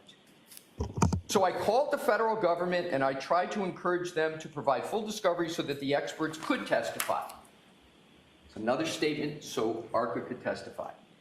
I was resigned to a TUI letter. I've been down that road many times. It's a dark road that never sees the light of day. So I filed a TUI letter, comprehensive TUI letter. And it was delayed. And over a long period of time with requests and deadlines, I finally received a response that was unresponsive. This is talking about discovery and information about ARCA that was already in the possession of the Commonwealth. And it was striking that it was noted it was unresponsive just when I read the materials. I don't know which materials Attorney Brennan is talking about. I'm going to give Attorney Brennan on this one the benefit of the doubt that he's not talking about the discovery materials that we had provided, because I think fairly read in context, that's not what he was referring to, but I don't know what's being referred. It's not the point I want to make. And Attorney McLaughlin actually identified them. They didn't respond to our request, so Attorney McLaughlin wrote back, and then we got new materials, just some. Got them from the federal government. It's not a statement that he got them from the defense, which is a fact. And then we got new materials, but a qualifier, just some. But these materials were the very reason why the defense should not be able to call witnesses without giving full discovery. We had given full discovery. We had given it. Having not been at the last trial and reading the transcripts, I only have a flavor for the last trial. So there is email correspondence between the defense, not only the federal government, but some ARCA the witnesses themselves and recent requests for, so he's saying, this is what I got from the feds, and what do I discover when I got this information from the feds, when he really got it from the defense? There's email correspondence between the defense, but not only the defense and the federal government, but the ARCA witnesses. And then he goes on. But if we look back earlier in the relationship, what we see back in March 22nd, 2024 is that there are conversations between the defense, Attorney Jackson and Daniel Wolf, who's one of these ARCA witnesses. And then he goes on and he reads the email. But the clear import of the point here is that the Commonwealth is saying right here that this is when I discovered these emails. This is how I got them, not from the defense, but the federal government. And we know now that that's incorrect. Then we proceed down to page 57. The Commonwealth, as I understand it, was not aware of any promise, rewards, or inducements, or payment. They relied on a reciprocal discovery order of this court for that information. That's a misdirection. That's a misdirection.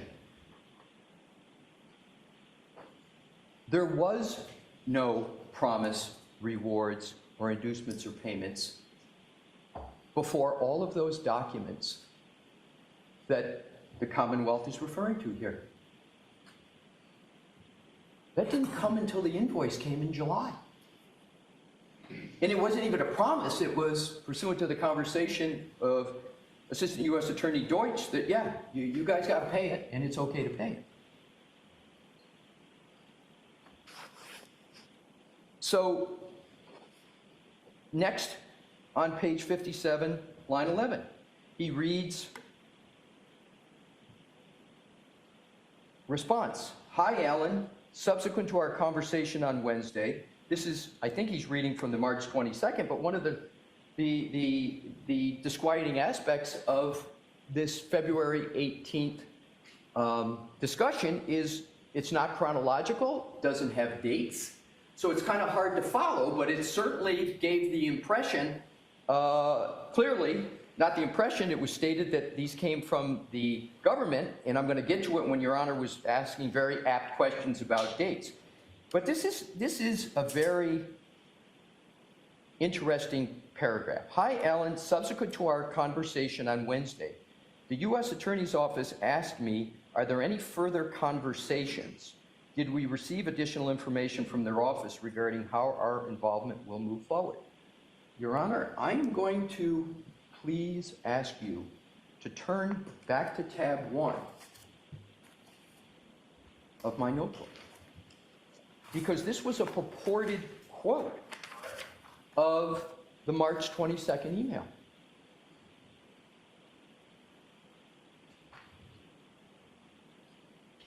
That's really not close to what the email says.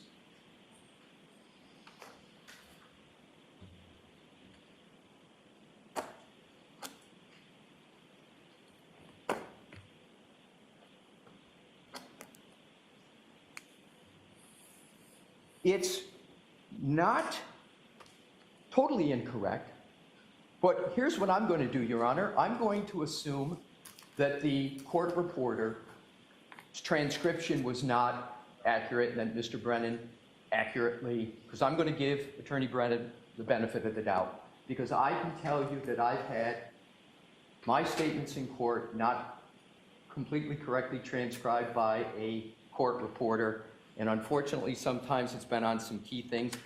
I don't think this is key at all, but I just note it.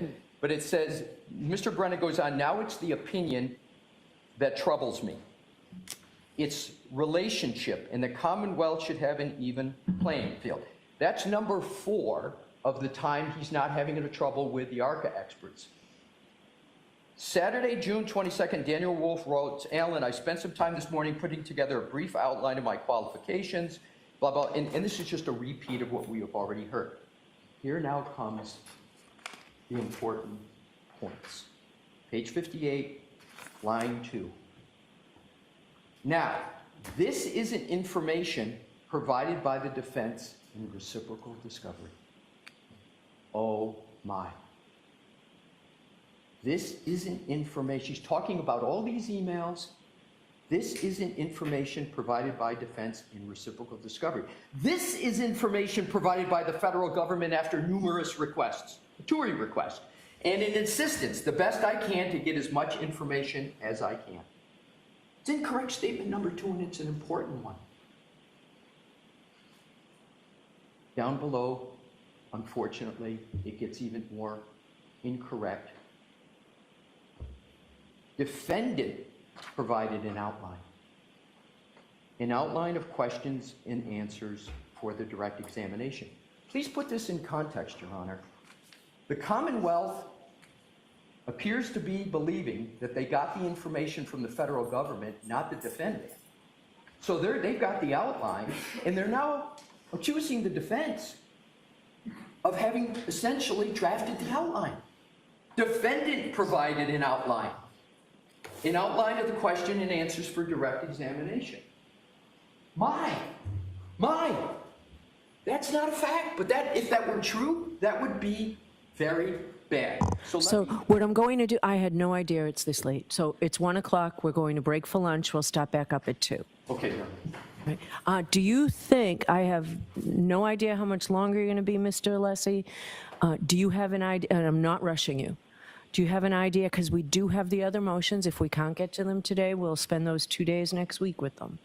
I'm going to answer your question. I think I can conclude in 45 minutes, because I have to get to the law, the 3.3a. I have to. I'm not rushing you, I just wanted a time frame. That's my best answer, and I will say this, Your Honor, I share your interest. I'm presenting some of these motions, and I have a strong desire not to be back here for that. So I share the goal, believe me.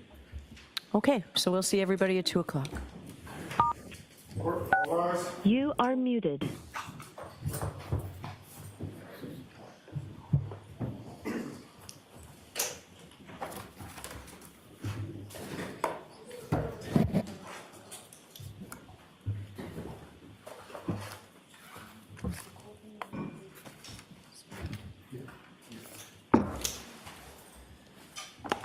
Goodbye.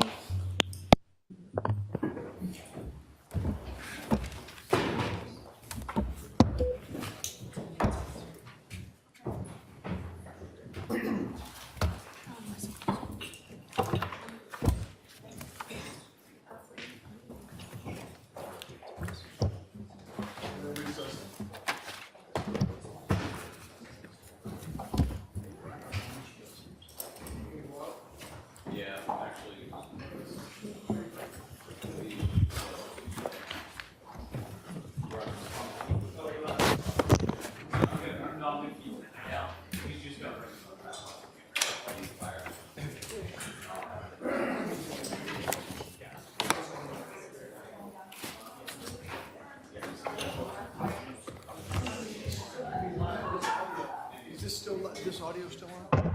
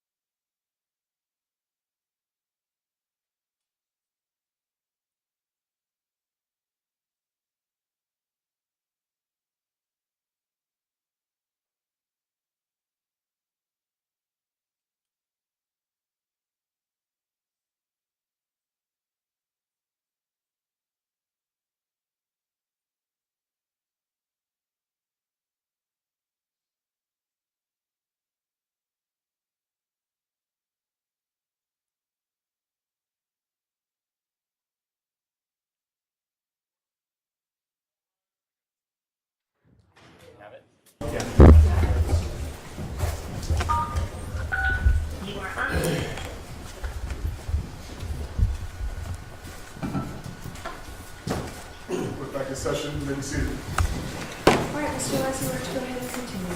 Thank you, Your Honor.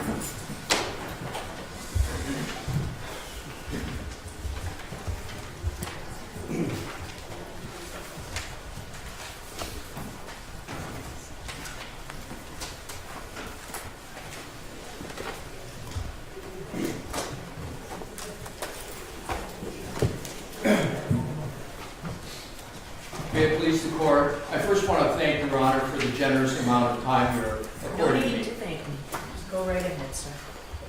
And take your time, Mr. Alessi. I shouldn't have cut you off. I appreciate that, but take your time. This is important. Thank you. So, Your Honor, I left off with page 58 of tab 8, which is last week's hearing. And what I want to do is to go to, because I'm going to go backwards ever so slightly because it's an important segue to returning to page 58. So I referenced the court to page 57, line 11, where the Commonwealth said, response, in quotes, "Hi, Ellen, substance to our conversation. On Wednesday, the U.S. attorneys," and he's quoting purporting to quote the, and it's good to have, if Your Honor can be, having tab 1, which is the March 22nd email, because I'm going to compare and contrast tab 1 to where I am on page 57. And Your Honor, I'm sure will recall that I dubbed tab 1 the pause email. Yes, so I have them, and rather than me going from tab to tab, I'm going to use my copies. So go right ahead. Perfect. So I'll just refer to them, Your Honor, as the date. Is that what's best for the court? Yes. Okay. So the March 22nd email, I've dubbed the pause email. Yes. And because of obvious reasons, and it's got the word pause in there. And the pause is a very, very important concept, because the pause is the stopping of communications before really things even got underway. It was before there was even an agreement, an engagement, etc., etc. So compare that, please, to the quote, purported quote on page 57. 11, "Hi, Alan, subsequent to our conversations," he's quoting purportedly this email. "On Wednesday, the U.S. Attorney's Office asked me, are there any further conversations? Did we receive additional information from their office regarding how our involvement will move forward?" Your Honor, there's not one mention of the word pause in that quote. The word pause was left out of that quote. That is the foundation of that email. And it's not merely semantical, it's the cutting off of communications. And it's unfortunate that that pause was not quoted on page 57. Now back to page 60, or excuse me, back to page 58. And this is where I left off. Line 2, now this is an information provided by the defense in reciprocal discovery. This is information provided by the federal government after numerous requests, touring requests, and in assistance, the best I can to get as much information as I can. Defendant provided an outline of the questions and answers for direct examination. So this is where I left off. That's not correct. It was Dr. Wolf that provided the outline. It's really important when we're talking about a collaboration, et cetera, communications, that's not accurate. And Your Honor, what is important to note, Your Honor asked about when did the defense provide the discovery. And you told me the 12th, right? And I want to correct that. I was off by a day. It was February 13th. Okay. Because it's important to try, I clearly understand, to be as accurate as we can. I'm the one creating the standard that every word counts, every date counts, so I want to try my best. I may get something wrong, but I want to try my best to get it. So what I did during the break is I went and asked for the email that sent that request. So it's the email from the defense to the Commonwealth providing the discovery. Okay. And the email is dated February 13, 2015 from, and I've got extra copies if the court wants it, if the Commonwealth wants it, from Evelyn Arellano, and she is an employee of the Worksman Jackson firm. And it's important to who it's addressed to. 2, the first name on it is Hank. That's the first name on it. To Hank, Mary Ellen, Adam, and 9 more. Good afternoon. The Dropbox link below contains ARCA reciprocal discovery. Please let me know if you experience any issues accessing the files. Okay. What time of day? Because if it's California time, it might be different than what we have here. But It probably will be, but I don't know what time of the day. I'm going to ask the team if they can access what time of the day, because I don't know the answer to that as I stand here. okay. And so, but suffice it to say that the hearing was on the 18th. So it wasn't like it was a Friday and then we're back in court on a Monday. My best recollection, the calendar will be the best evidence, is that this was toward the middle of the week, right? But in any event, let's say worst case scenario, it was dispatched at 9 o'clock at night, California time, which would be midnight Eastern time. And let's assume worst case, it's therefore in effect the 14th. That's 4 days before the 18th that this is sent. And what Do you have a time? Pardon me? Do you have a time, Ms. Little? Yes, one moment. Thank you. And I'm understanding Your Honor would like me to pause until you get that. If we can, because I'm looking at a Absolutely. calendar. If you don't, I thought you may have had it. We can move on. It's approximately 6:30 in the evening. It was received by the Commonwealth. Thank you. And is that, may I ask Your Honor if that's Eastern time, 6:30? Eastern Standard Time. Thank you, Ms. McCall. And Your Honor, it was a Thursday. I'm sorry? It was a Thursday. Okay, thank you. So, also, in big bold letters, at least on the printout, the subject is Karen Reed-ARCA Reciprocal Discovery. It's not like it was buried what was being sent. I mean, this was a lot of things, but it's right there, ARCA Reciprocal Discovery. Was it just these pages that we've been talking about, or was it a lot more discovery? May I confirm with counsel? I think I know the answer. It was just the pages, Your Honor. Okay, thank you. So it's not like ARCA is amidst a sea of other topics, right? This is the driving force of the email. And so, Your Honor, the question, and I'm going to keep moving on, but the question becomes, and I'm going to ask it more than once, but hopefully not too much, how is it that the Commonwealth on the 18th understood incorrectly, I think it's undisputed it's incorrect, that they got these materials from the federal government? We don't know the answer to that question, but I respectfully submit it's an important question. Was it an honest mistake? Was it just, as happens sometimes in lawyers working together, there's a lack of communication, there's a miscommunication? Is that the explanation? But I think truth and justice on these topics, since we're being so exacting and appropriately so, we should have an answer to that question. So we move on to page, so there we have on page 58, we have another incorrect statement. We have two of them right up off the top, and then we continue on to page 59. Your Honor, understandably, says the court. What is the date of that? Mr. Brennan, it's not dated. When I said it, what was I talking about? I believe, Your Honor, you were talking about the outline. Just give me a second. Let me make sure. And Your Honor, if I may, I want to give you the second, but the basis for that answer is page 58, line 7, where the statement is, and what follows is all about the outline. Okay.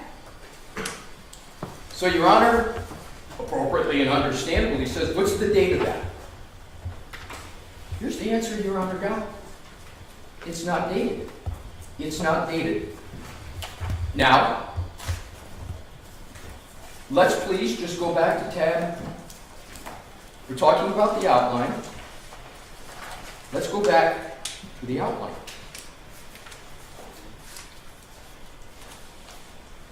And we can pick either one. I'll pick perhaps the most probative one. I'm not going to refer to the tab because Your Honor says you have these. This is the June 23rd email from Daniel Wolf. I'm just pausing to make sure you're... Thank you. It's what I refer to as a script, right? That's what you're referring to? That's what Your Honor has referred to it as. Yeah, Subject? So that itself is not, I understand it's with the email, but it's not dated. Well, Your Honor, I was going to get to that, but there's context for that. Okay, go ahead. The context, you're correct. The outline itself is not dated. However, the attachment, keep in mind, we produced these materials. Okay. So we deal in e-discovery all the time. And when you look at the attachments, everybody relies upon the attachment line, especially if it's a Word document. So it's wolf_direct.docx. So you know this email has an attachment. We fortunately have a file named direct. Your Honor has referred to it as a script. There is no other document that was produced that comes anywhere near close to this being the direct. So I don't believe there's any reasonable basis other than the other email on the quals that came the day before, 2 days before, the day before June 22nd, which has the same attachment wolfquals.dcx. Can I ask you a question just Yes. because I don't understand? So what I have separately is the script and then something saying qualifying the expert. Is this all one document? No, Your Honor. All right, And so I appreciate the question. What is the date of the, so you're saying what I refer to as the script was sent on the 23rd? That is correct, Your Honor. What was the other one? The other one was sent the day before on June 22nd. Okay. I'm just going to give it the name that the email has. I think it's wolf_quals document. Okay? So there's 2 emails. One's just the quals. The other, respectfully, Your Honor, I know what you're calling it. I'm just going to call it what it says in the title is direct. So it doesn't matter which one you're talking about. To me, it doesn't matter whether there's a date on the actual quals document or the direct document. We produced them in this fashion, and I believe the only reasonable conclusion is that the outline is what is sent under the June 23rd email. And Your Honor, the reason why I persist in this is because if Your Honor goes and looks at the, and this is important for the context, if you go back to the June 22nd email, Okay. the last sentence is, I will try to work on some direct examination questions tonight. So you know that when the direct comes in the next day, I think the only reasonable conclusion to make is that that direct outline was created after the 22nd, or on the 22nd or after, and certainly by the 23rd. So that's what the Commonwealth had in terms of the information. So in conclusion on this point, but I think an important one, it's not dated, but here we go back to, Your Honor, the TURI request is a recent February response, but they, and I'm assuming the Commonwealth meant the federal government, send random documents. There's no real accounting. But there is an accounting on the face of the emails that I Let me just actually went. hold that thought. I just have one other thought. Yes, So please. We're talking about Saturday, June 22nd, what was sent as an attachment with the email, and Sunday, June 23rd, so this was before the witnesses testified, right?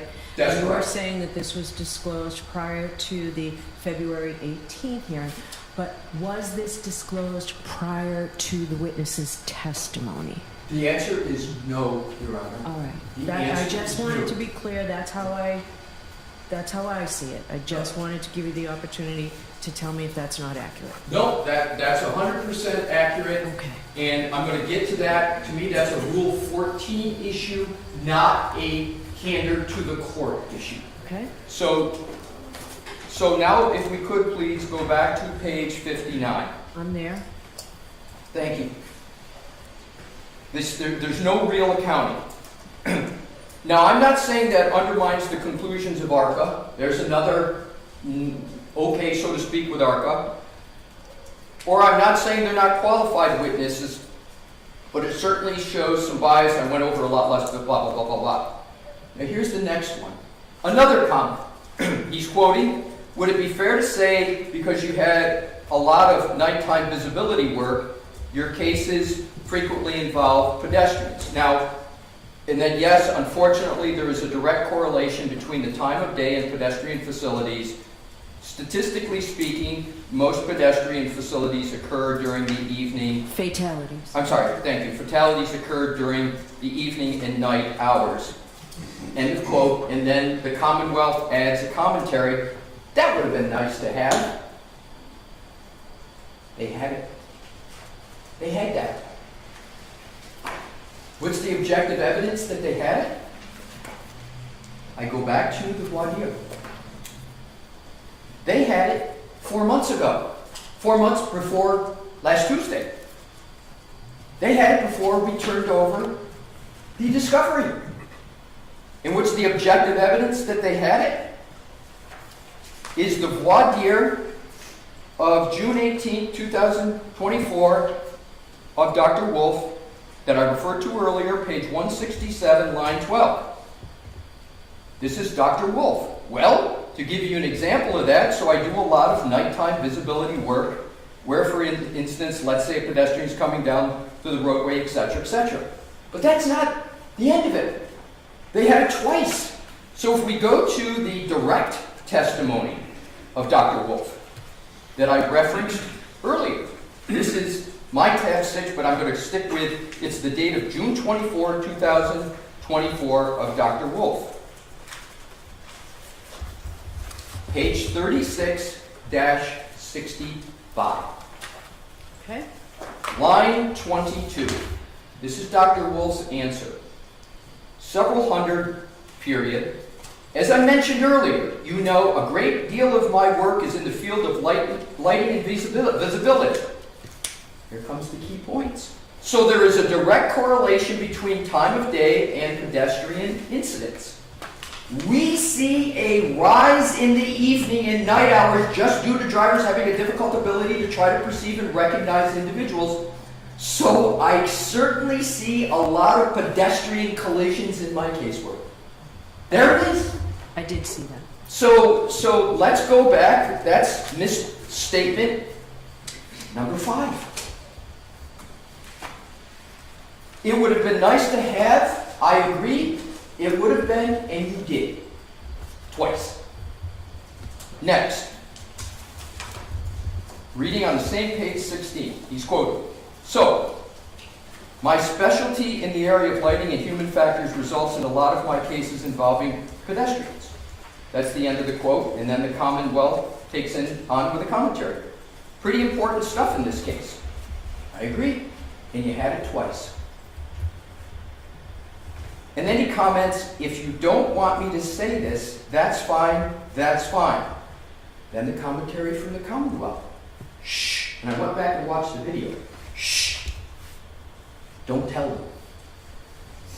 I'm sorry? What do you mean don't tell them? You were told twice. In the voir dire and in the direct. In the direct it was just unvarnished. And here's the important part, Your Honor, another important part. Mr. Jackson drew that out on direct.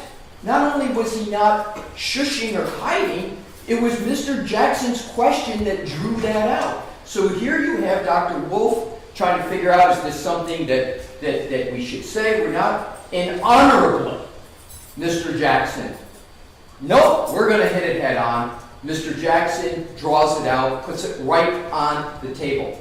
4 months before February 18th, and the whole world heard it live.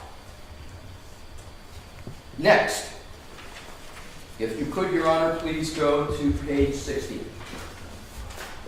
I'm sorry, there's another point at the no, let's go if we could. I don't want to take the lesser significant ones. I want to focus, because there's many of them, I want to get to the more significant ones. So then we have on page 60, line 2, and then a bill from ARCA to the defense for $23,925. That's not a trial by ambush. That's getting duped. So I, Attorney Brennan, didn't know any of this. But I've tried a few cases, I've been around the federal court a bit, I know how it works. So what is the import of that statement? I didn't know any of this until I got it from the federal government. And we're talking about the invoice. No. You know about it because the defense, after the certificate of completion of discovery, in 6 weeks before the trial is starting, the defense affirmatively turns it over and does it not buried amongst several discovery documents, but essentially a tailored discovery response that's titled Karen Reed ARCA Reciprocal Discovery. That's not a very good way to try to cover up something. There is no statement about the date of the invoice on February the 18th. So people are left to wonder, when did it occur? When was this bill stated? The date's important for that invoice. Then there's a lot of statements made, sometimes parties pick sides, it creates blah, blah, blah, blah, blah, and then it allows the ability of one side to use ghosts.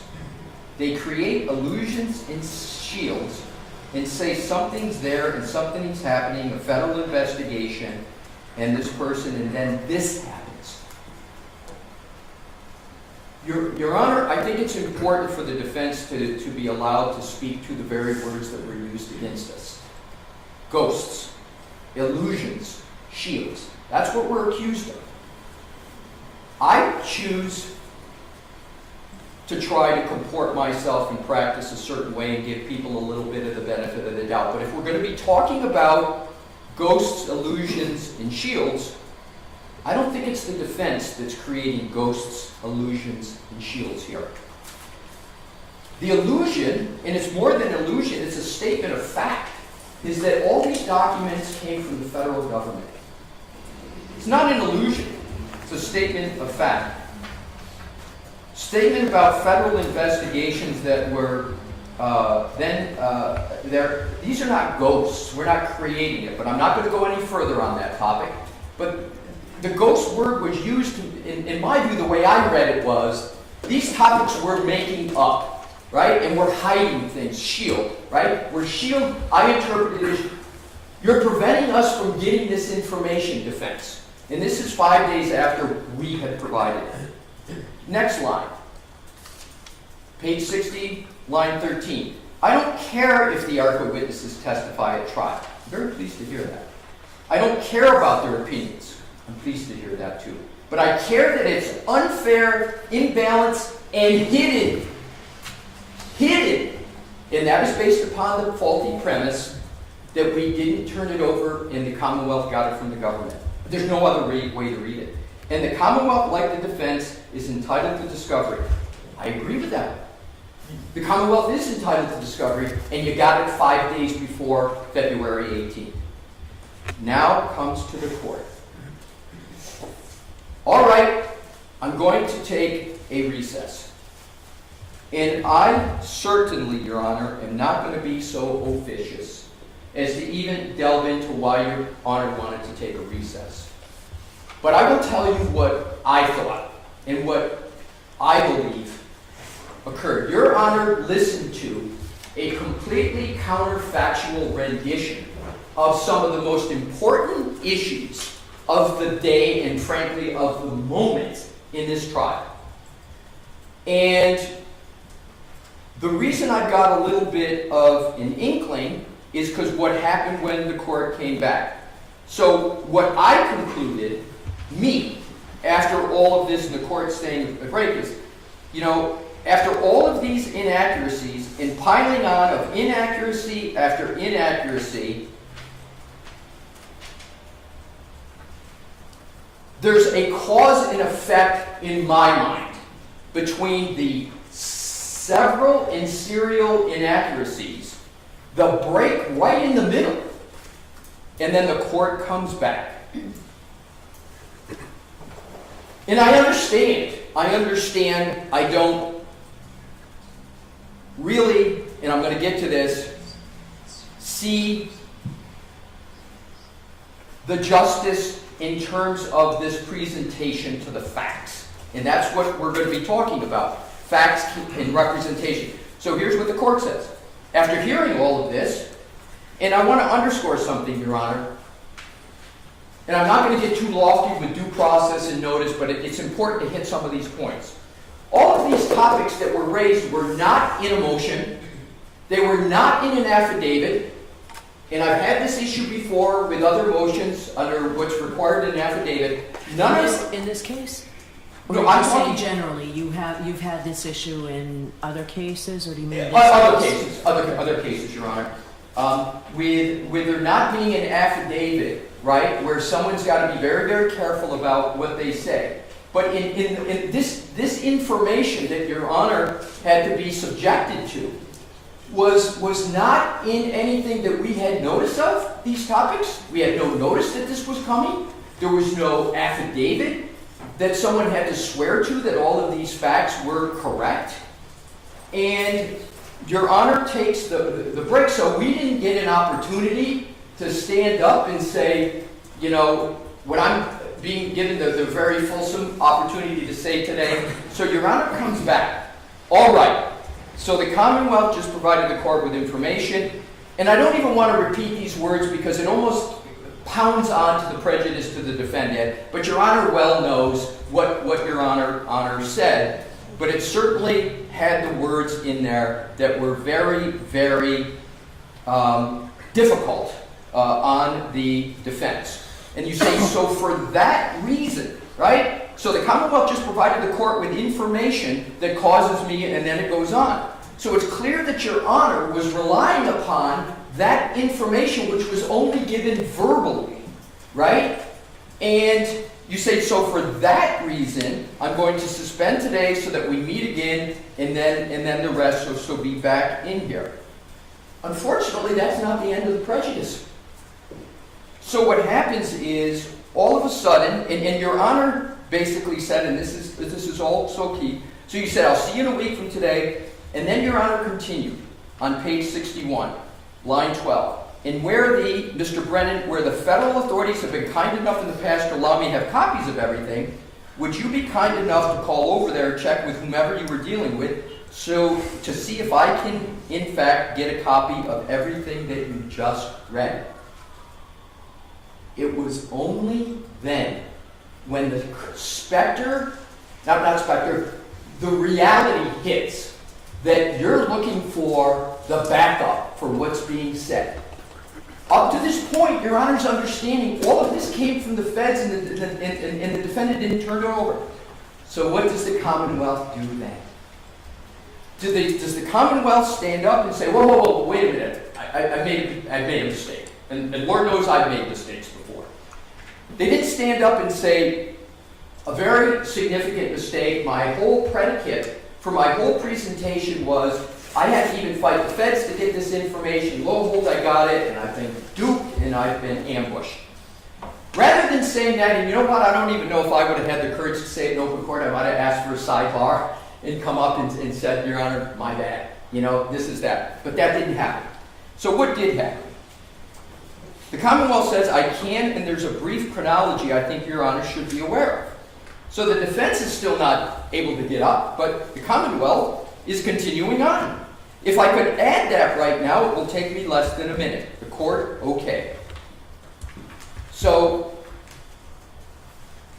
the Commonwealth goes on, says the chronology is December 4th. We sent another TUI request, 2024. January 6th, we filed our notice of intention to exclude ARPA experts. January 30, 2025, the United States Attorney's Office sent a response to both ours and the defense request. Without any prompting, on February 6, 2025, the defense and the prosecution received an email from the U.S. Attorney's Office saying that the contract had ended with the ARPA experts and that if either party wanted to engage, the original materials are still protected. This was a change in position about whether the party could be impeached. On February 11, we filed a motion to exclude. February 13, the defense provided us the emails that I read. Buried in a chronology is, and in the middle of a sentence is, the defense provided us with the emails. I think I said, I'm going to repeat that, I think I said, the federal government, it was the defense. February 13th, they sent us the emails and the direct examination outline. I think I said that was the whole basis for the entire presentation, was that the Commonwealth had to fight even the feds to get that. And then it goes on. We reached out to the federal government, but you know what was not said in lines 9 through 14, what was not corrected? It wasn't corrected that the invoice came from the defense. Just the emails. I thought it meant everything, but... I don't understand how that conclusion can be drawn, Your Honor. You didn't say the defense provided us with all of the entire production. The defense provided us the emails that I read. There was no email with the invoice. The invoice was discussed as a separate item, and I can go back to it. When the Commonwealth was talking about it, they never connected it to the emails. So then we reached out to the Because I received a copy of it. Pardon me? I think it's because I received a copy of everything that had been referenced. Yes, but I'm going to get to the point about the importance of correcting misstatements, because 3.3A1, everybody focuses on the first sentence, which is, thou shalt not make a false statement of fact to a court. The second part of 3.3A1 is you get the opportunity to correct, you've got to correct a material. And I've got it in front of me, but I'm just paraphrasing. I want to get to precisely. But that's why I perseverate this on this, Your Honor, because I trust that the court's going to hold everybody to the same standard. And so I think there is a proper inquiry. I don't intend to be officious as to what the court should do, but if we're going to start looking at comments of defense counsel, I believe we have to look at all comments. And again, I'm going to go back to my own view is this, being a lawyer in cases like this is hard. Being a judge in cases like this is hard. Mistakes are going to be made. So we go on into page 62, line 15. We reached out to the federal government again because I was curious about the change in position on February 6th that the contract was ended, but that parties could contact ARPA. Obviously, the Commonwealth is in no position to contact ARPA because that would naturally preclude the defense from retaining them. So we refrained and we will not reach out to them. This is really an interesting statement because you read it because that would naturally preclude the defense from retaining them, yet at the same time the Commonwealth for the fourth time has moved to strike our ability to use ARPA. So then the court goes on, all right, so the information that was provided to you, not from the federal government, so Your Honor knew at that point, I don't believe Your Honor had any basis before that to believe that it had come from the defense. I'd like a copy of it before you leave the courthouse. So I hearken back, Your Honor, to what I conclude drove Your Honor to make those impactful statements about, on the top of page 61 was the presentation of the Commonwealth that I counted had 10 misstatements. 10. Before Your Honor caused the pause. So,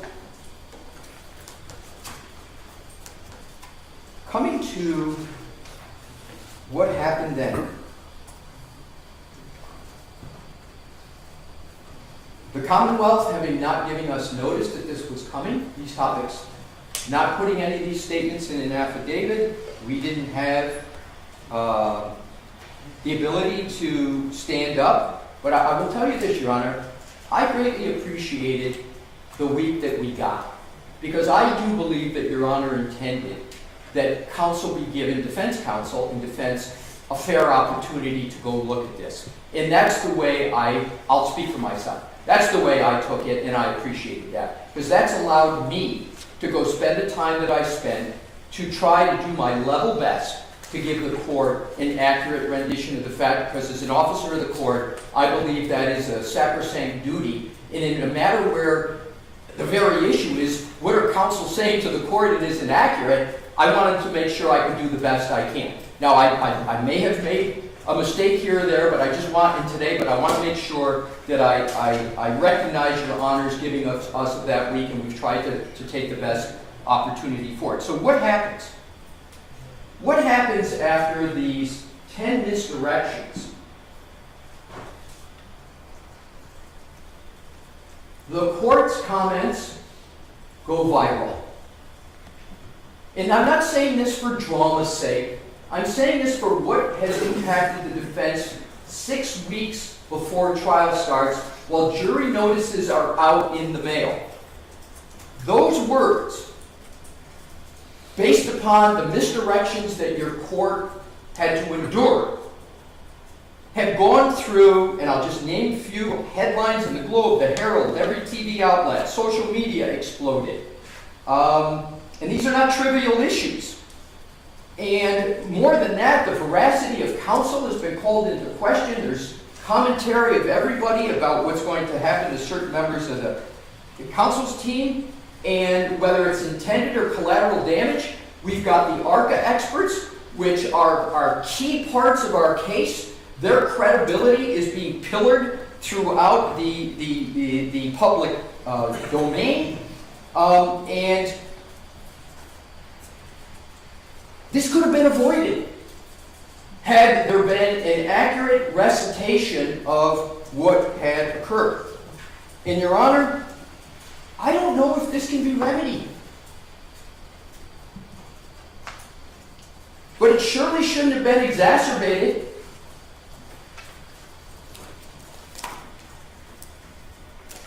I would now like to move rather, hopefully, efficiently through the next step, which is to point to the Massachusetts rule and give the court my view, and I have to reference, because Your Honor brought up some... Again, you don't have to tell me what you're going to do, Mr. Alessi. I'm sorry, I'll just go ahead and do it. My apologies. So now let's just turn to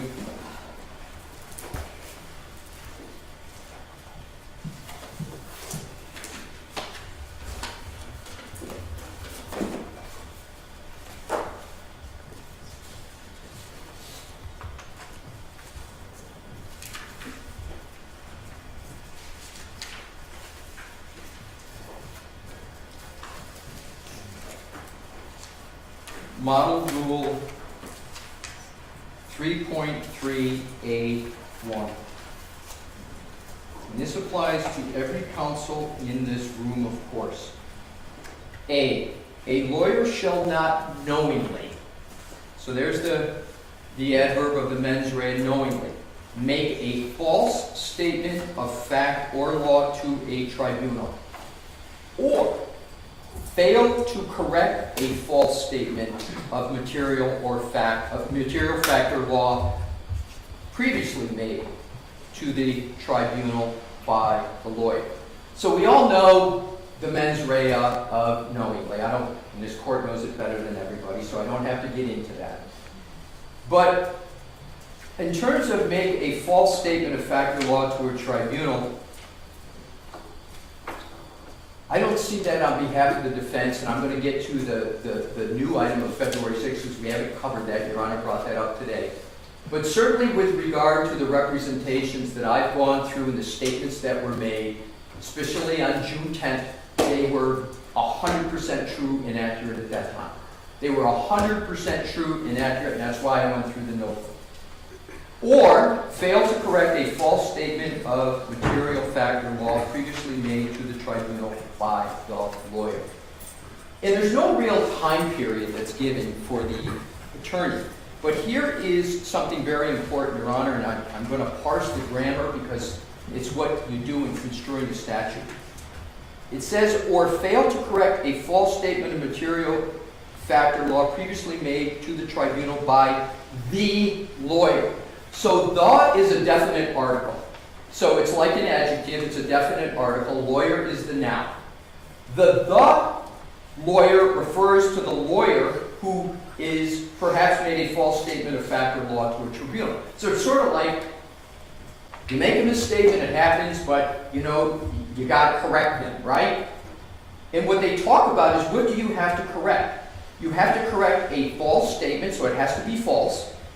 It has to be knowingly false, of material fact or law. And material has been interpreted in the context of 3.3A1 to be a statement of fact or law that caused a court or adjudicator to have relied upon it for a determination. It's essentially what the case law talks about, that it's influenced the judge's decision. So let's go back and even let's assume hypothetically that on June 10th there were misstatements made. It's not any misstatement. It has to be a failure to correct a material. You have to do it knowingly, and then you have to fail to correct a false statement of material fact. And in terms of what Your Honor had, it's the same lawyer that we're talking about in both clauses. And that is why I spoke about Mr. Yanetti's statements on the 10th, about what he knew, the fact that Mr. Jackson was handling the ARCA experts. So it's important to be analyzing what lawyer is saying what and which lawyer is to be making correct to correct the statements.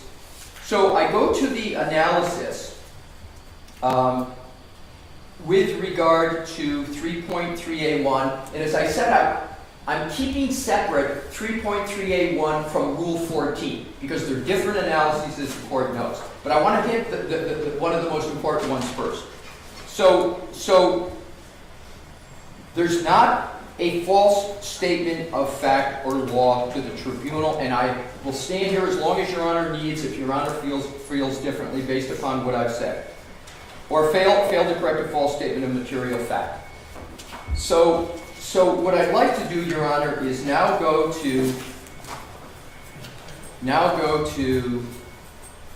what Your Honor brought up today, because I was prepared for the June 10th. I wasn't prepared for the February 6th. Do you need time? I don't. I have taken the time. I appreciate the offer. But I would like to draw your attention, Your Honor, because like I provided context on June 10th, I think context for February 6th is important. And so what I'd like to do is to go back earlier than what Your Honor quoted this morning, because I think the context is important. All right, so I have that entire transcript, like I said. Thank What you. page are you at? I am starting on page 40.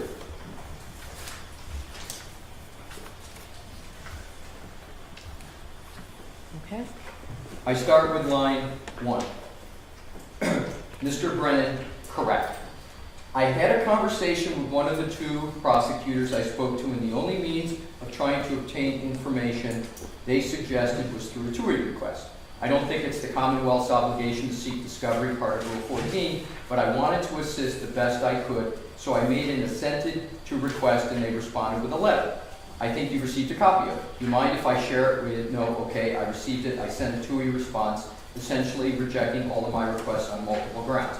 So to be fair to the Commonwealth, Your Honor, this is February 6th, and they haven't gotten our discovery, right? They're just still trying to get it from the government. They don't have it from us yet.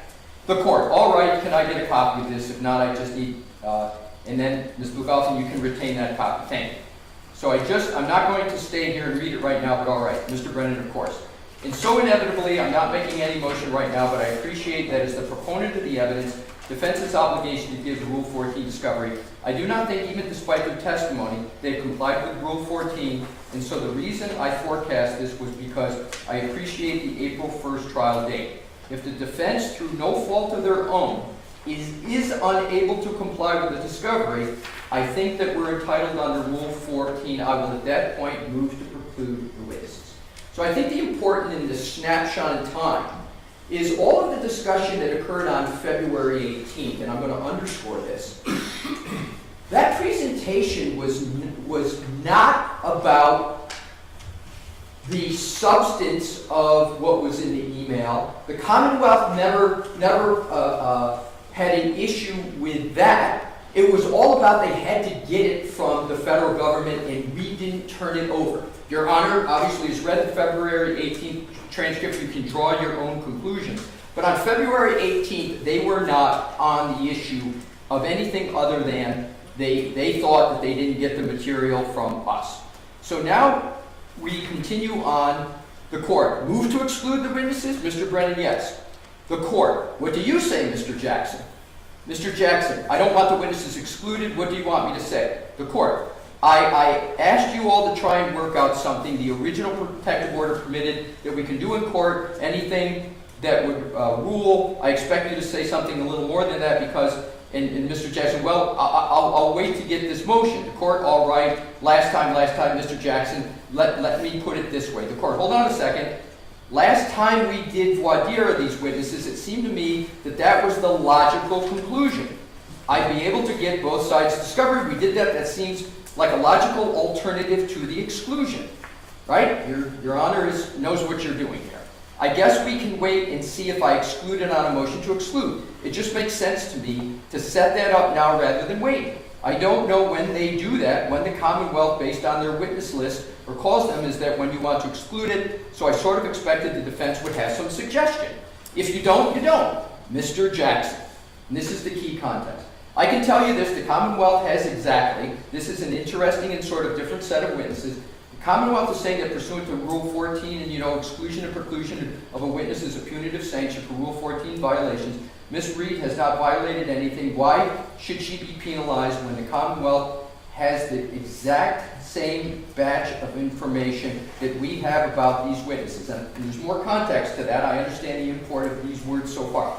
So I don't have any more information. I don't have any additional discovery. I didn't hire them. I didn't ask them to engage in additional protocols. So I've got nothing else to give to Mr. Brennan. He's got the same information I got and he got at the same time.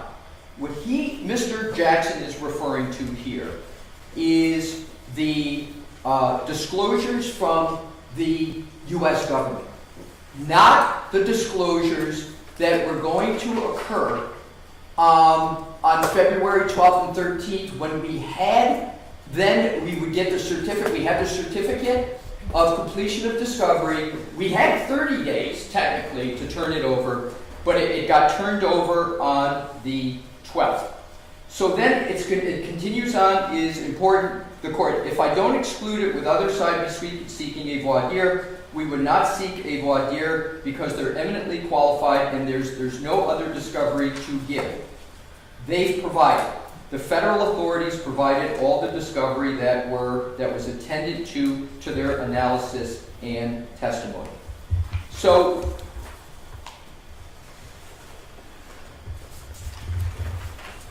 what we have in terms, Your Honor, this is important, and I'm going to go right back to 3.3a.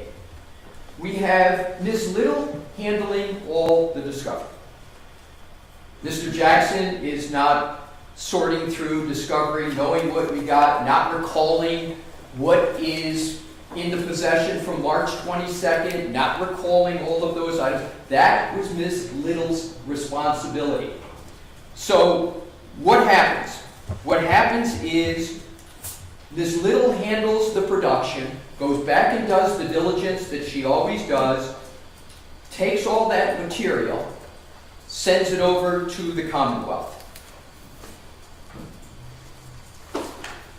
On February 18th, the defense did not have the opportunity to address the issues that Mr. Brennan had brought up. But I now want to go to the statute and why it is important. Because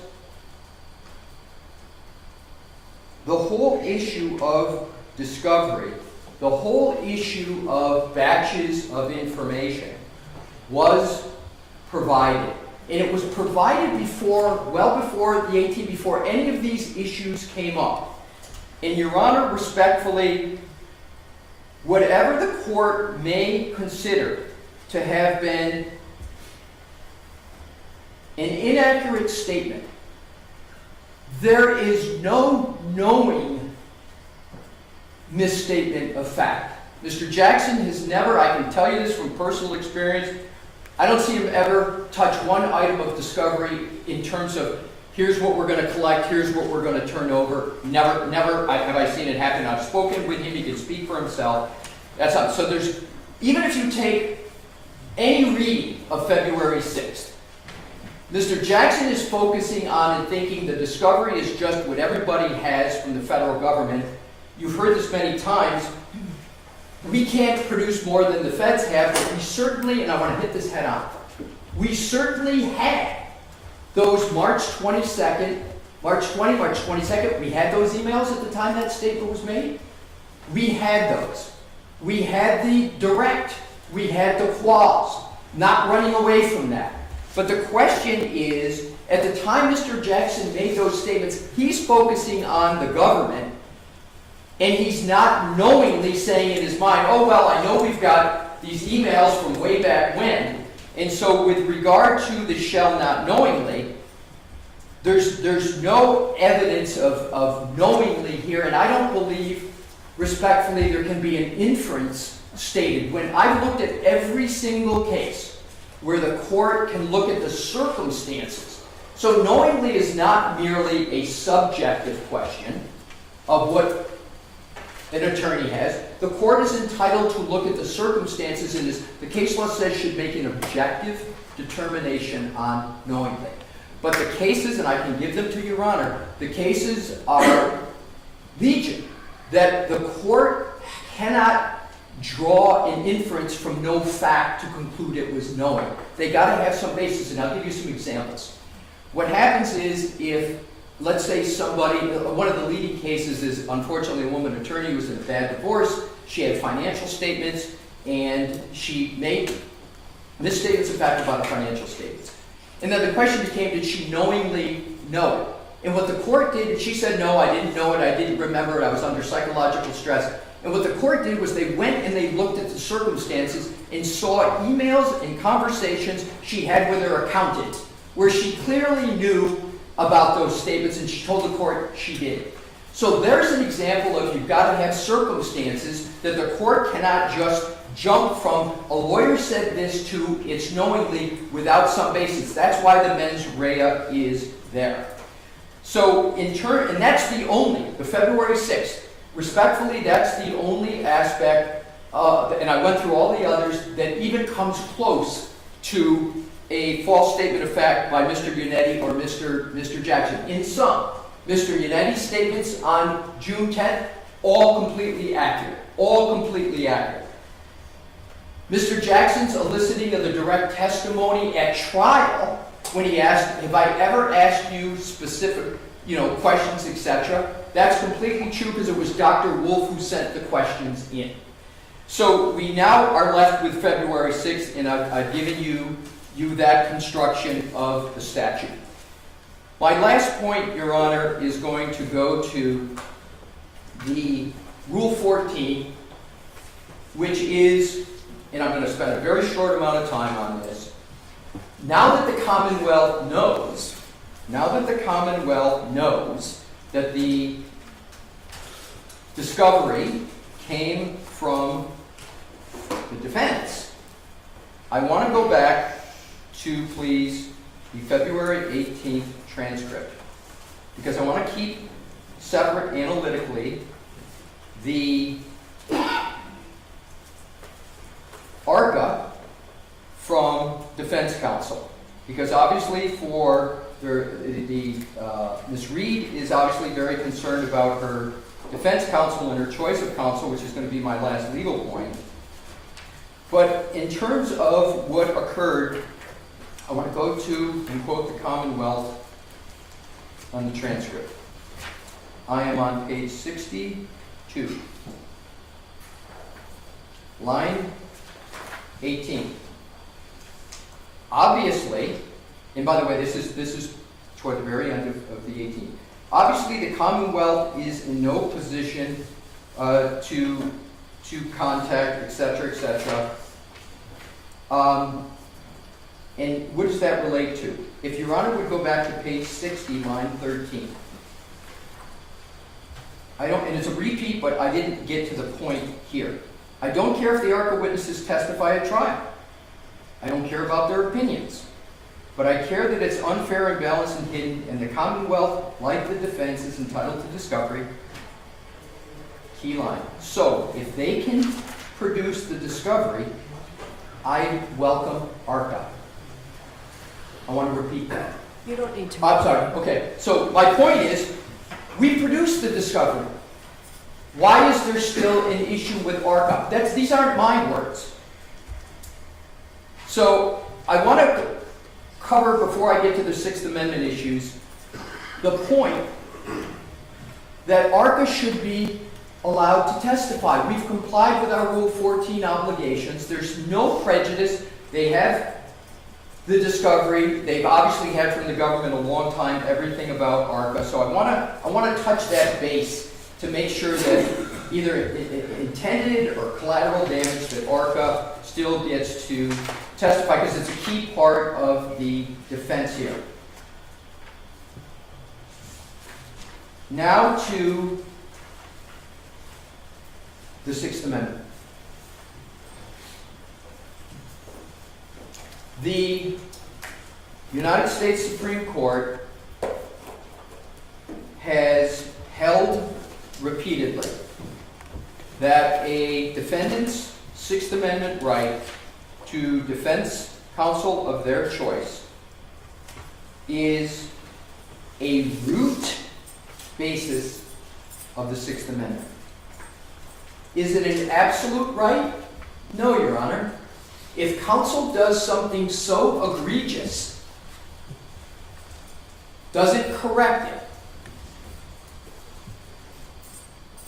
The Sixth Amendment gives way to the need for the court to have candor, the need for the court to have decorum in the courtroom. So I understand that. My presentation today was as an advocate, of course, foremost, but also to provide all the information.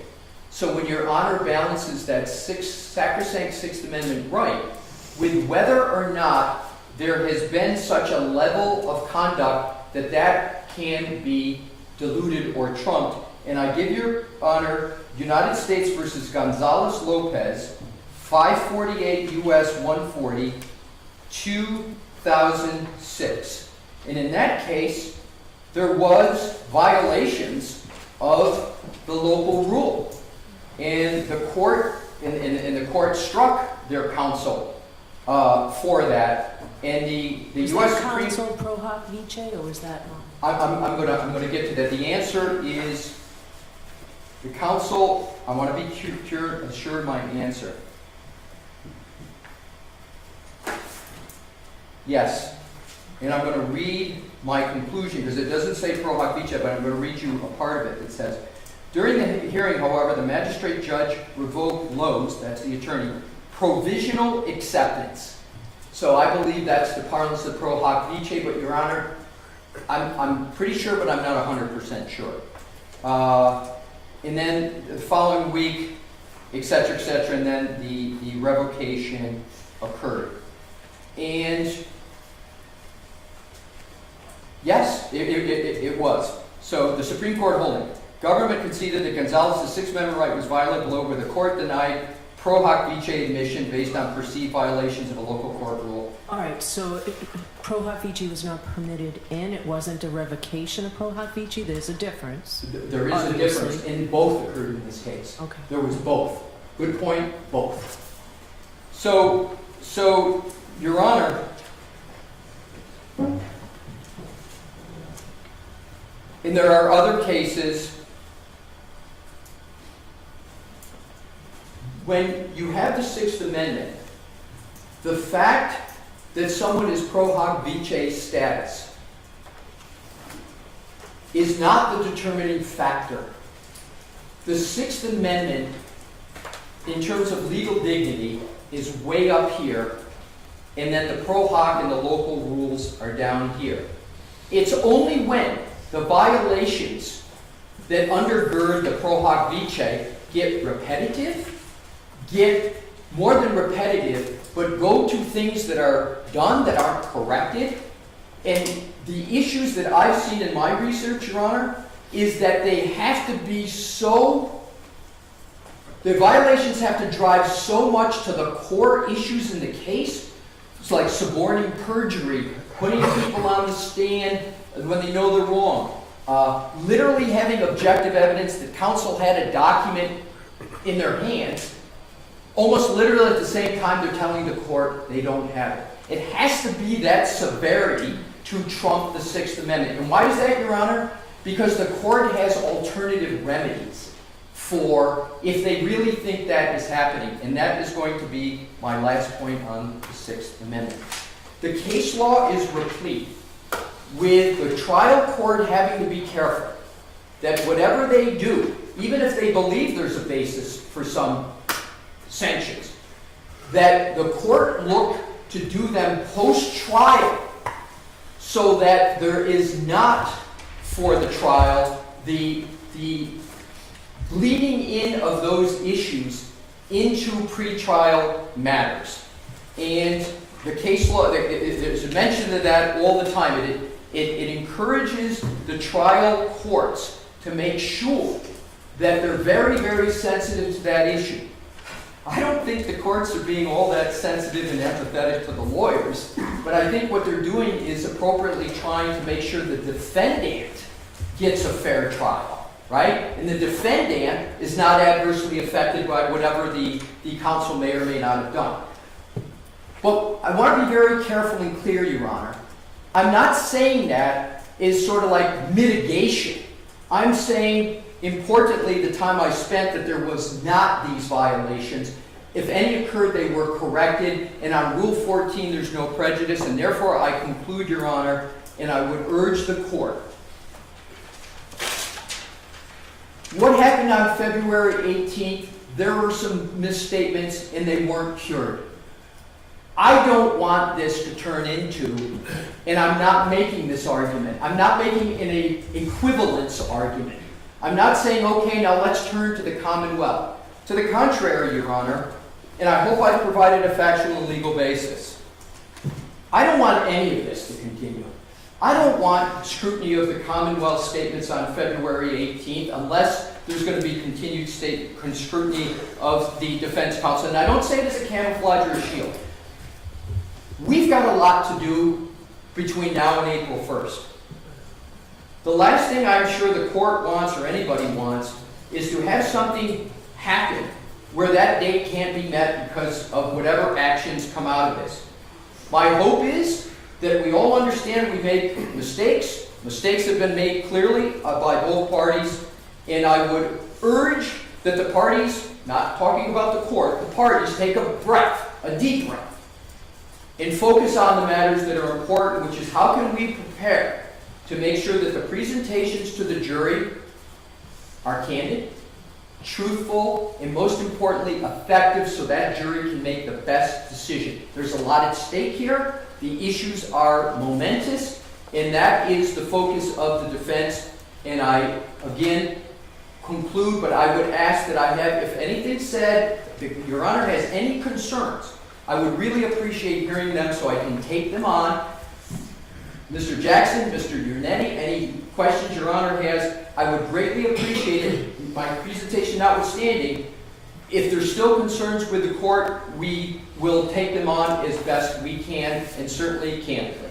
Thank you. All right, I appreciate that. Before I give the Commonwealth an opportunity to respond, I need 10 minutes. All rise.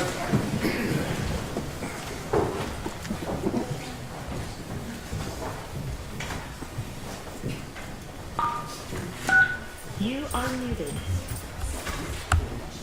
We're in recess. We're in recess for 10 minutes.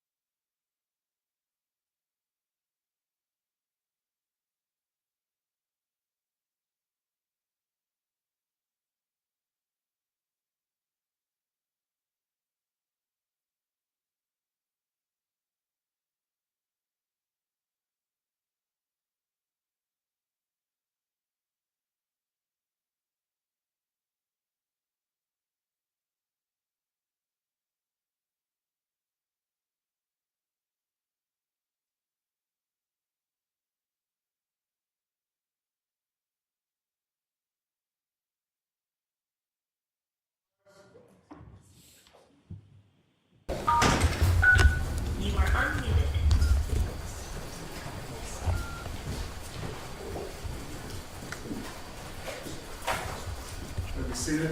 We'll be back in session. So before I hear from the Commonwealth, Mr. Alessi, I am going to take you up on your offer to ask any questions, and I may have questions for both sides next week. But actually, what I want to do, is you said I could ask questions of other counsel. So while memories are fresh, I just want to assure the accuracy of what was just said. So I'm certainly not going to order counsel to answer my questions. You don't have to, but I am curious. So we're going to start with you, Mr. Yannetti. Yes, ma'am. As an officer of the court, is there anything that you dispute that you just heard from Mr. Alessi? And what I'm particularly concerned about is what you knew or what you didn't know. You know, what he said was entirely accurate. Okay? Mr. Jackson, same questions. No, and I would simply elucidate with regard to the February 6th sidebar comment. As I look back at I didn't remember making the comment one way or the other. I didn't remember that sidebar. I did. Well, I'm sure the court did after it looked at the transcript. No, I no, did as well no, after I no. looked at the I transcript. did long before I looked at that. Right. The context of that, what was in my brain when I said we don't have anything else to give, which when I reviewed the transcript, was very clearly the federal batch of information, what we referred to as the federal dump. I did not have in my head at all emails, communications, things of that nature, the small... Invoices, payment? No, nothing. Because the context of what Mr. Brennan was talking about, being frustrated about, were his TUI requests concerning the federal batch of information, and that's when I was making the additional statement. We don't have anything that they don't have concerning the federal information and the background information for the ARCA experts. That was it. Your Honor, if I could, this is the... Nope. Hold on. Ms. Little, it was just thrown on you that you're responsible for all discovery. But the same question, you, and again, you don't have to answer, but is there anything that you dispute in the accuracy of what Mr. Alessi told me about what you knew and what you didn't know and when? No, Your Honor, I would just add that as soon as the court issued the order, I obviously was not in court that day, but as soon as the court issued the order that ARCA reciprocal discovery be provided, I gathered those documents and I provided it. So that was the, I guess, prompt for going to look to see if we could satisfy the 10 things that were outlined by Mr. Brennan. Okay. So I'm going to hear from the Commonwealth now. It does not look like we'll finish this today because we'll be ending around 4 o'clock. But I will hear you, Mr. Brennan.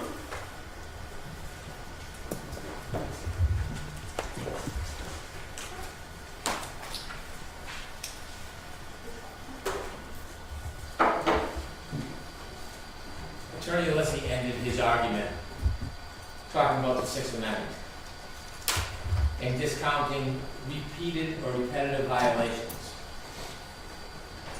When you consider the conduct in this case, you should consider the history of the case, including repetitive violations, 3.6 violations, protective order violations, and then discovery violations, representation violations.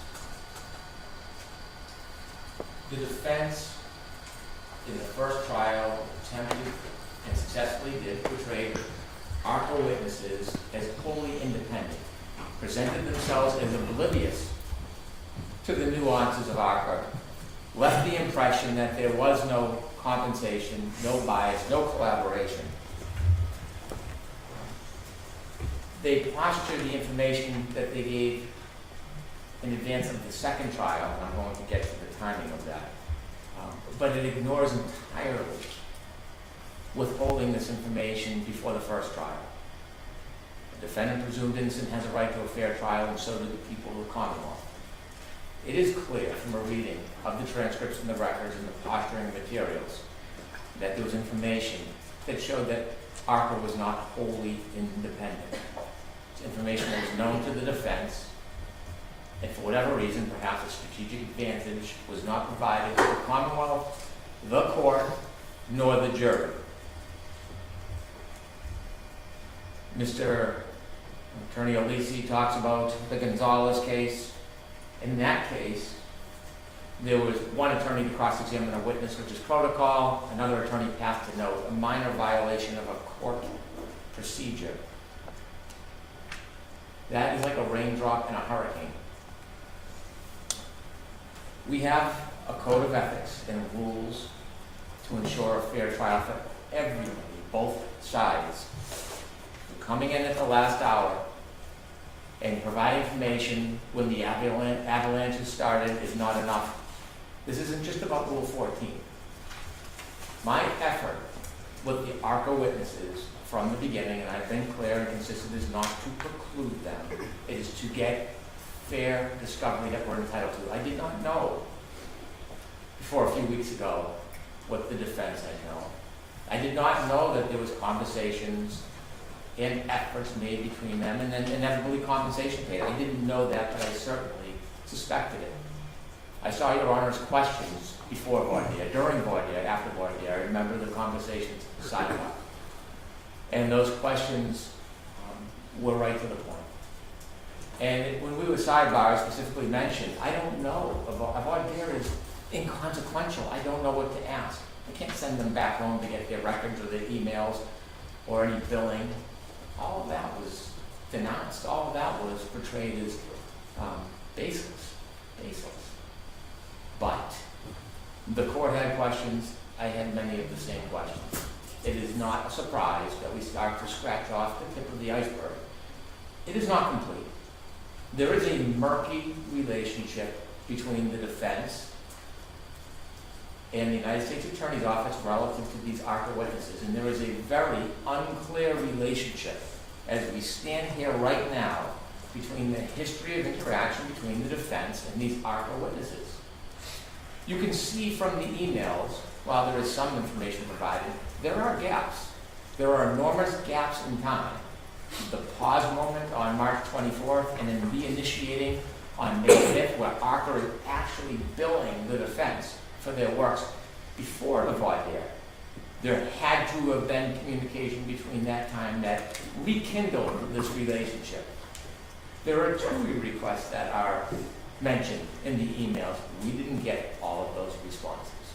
And so we do not have an affidavit from either counsel or any of the counsels.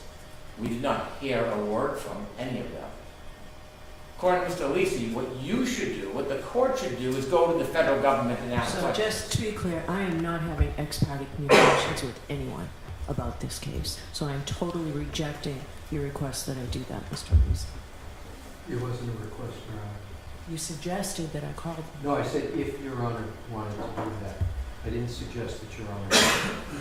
I'll move on, but the point is it is not incumbent on the court to provide the proof that the defense was given the opportunity to bring in today to clarify the record. Instead, it is the typical 101, blame everybody but themselves. There's no acknowledgement. There's no contrition. And there's no confidence that we are going to get all the materials that we're entitled to. To suggest that ARCA's position did not change, it did change. Their opinions did change by the time they reached trial. It is not that the defense brought out that there was an expert in lighting or crashes happen at night. It is the bias, the relationship that is critical, and that was hidden from the court, the Commonwealth, and the jury. It is the bias and the leaning towards one side that was not disclosed. It doesn't help the first trial to disclose it last week or 10 days ago. So let me offer a quick history. It is true, when I first spoke to the court, I believed the documents provided by the federal government, and I did correct that record as soon as I learned before court ended for the day. January 30th, 2025, the United States Attorney's Office responded to one of my two requests. They provided billing, including ARCA billing. There was billing for their reconstruction, but there was no billing provided for their preparation, voir dire preparation, travel expenses, trial testimony. That information was provided to both sides on January 30th, 2025. It seemed at that point that the federal government was being at least a little more responsive, although not directly. No bills other than what the ARCA experts did in putting together their demonstration and their accident reconstruction. February 11th, I filed on behalf of the Commonwealth our motion to exclude the ARPA witnesses. On February 12th, the United States Attorney's Office gives us new emails. And those emails were between the defense and the United States Attorney's Office regarding their request to use ARPA witnesses at trial. It's not a surprise that on February 13th, on the heels of these more productive disclosures by the federal government, we then received the disclosures from the defense, which are the emails regarding conversations between Attorney Jackson and Dr. Wolf, and the invoice for billing. Now, I did misspeak, I corrected it, but it is not the source of that information, it is the substance of that information which is critical and relevant. It is that information that should have been known to the court, the Commonwealth, and the jury at the first trial, and it is also that information when you compare it to the representations that have been made prior to trial by the defense that has import. Before, and I'm not going to belabor this and go through the comments, most of them again, but it is important before I get to the representations. The court does consider pro hoc vice. We have one licensed attorney in Massachusetts who's carrying 3 pro hoc vice attorneys with the request for a 4th to ride on that same license. There is a responsibility, respectfully, to Attorney Yannetti, a fine attorney, an excellent attorney who I admire, but there is a responsibility so that there are not a number of pro hoc vice lawyers doing different things and then later plausible deniability. When we send emails, if I should miss one person on an email, I will receive an email telling me that make sure everybody gets every communication. I've been corrected or redirected many times when we've left somebody out on a communication. Pleadings are signed by all parties. They come through the bar card on that table.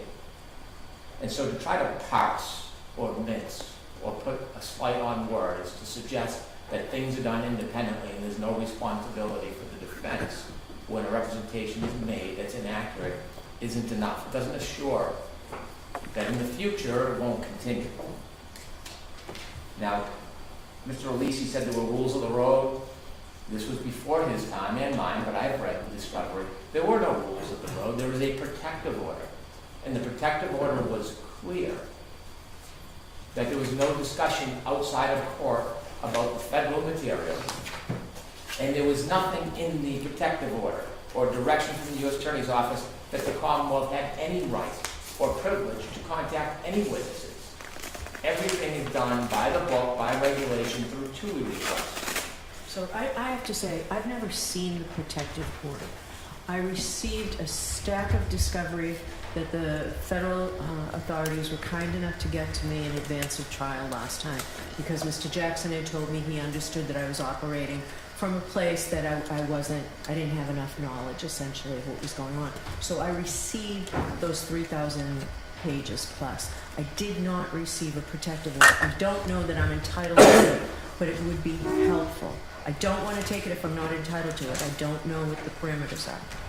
Your Honor, we have a copy of the protective order. I did ask over counsel if there were any limitations to it, and I don't have a certain answer. What I'd like to do is Call over inquire. there, please. Yes. All right, if I can have it, I'd like it. It would help guide me through this. If I can't have it, I'll just go with everything I've done. May I have a moment to speak to counsel? Sure.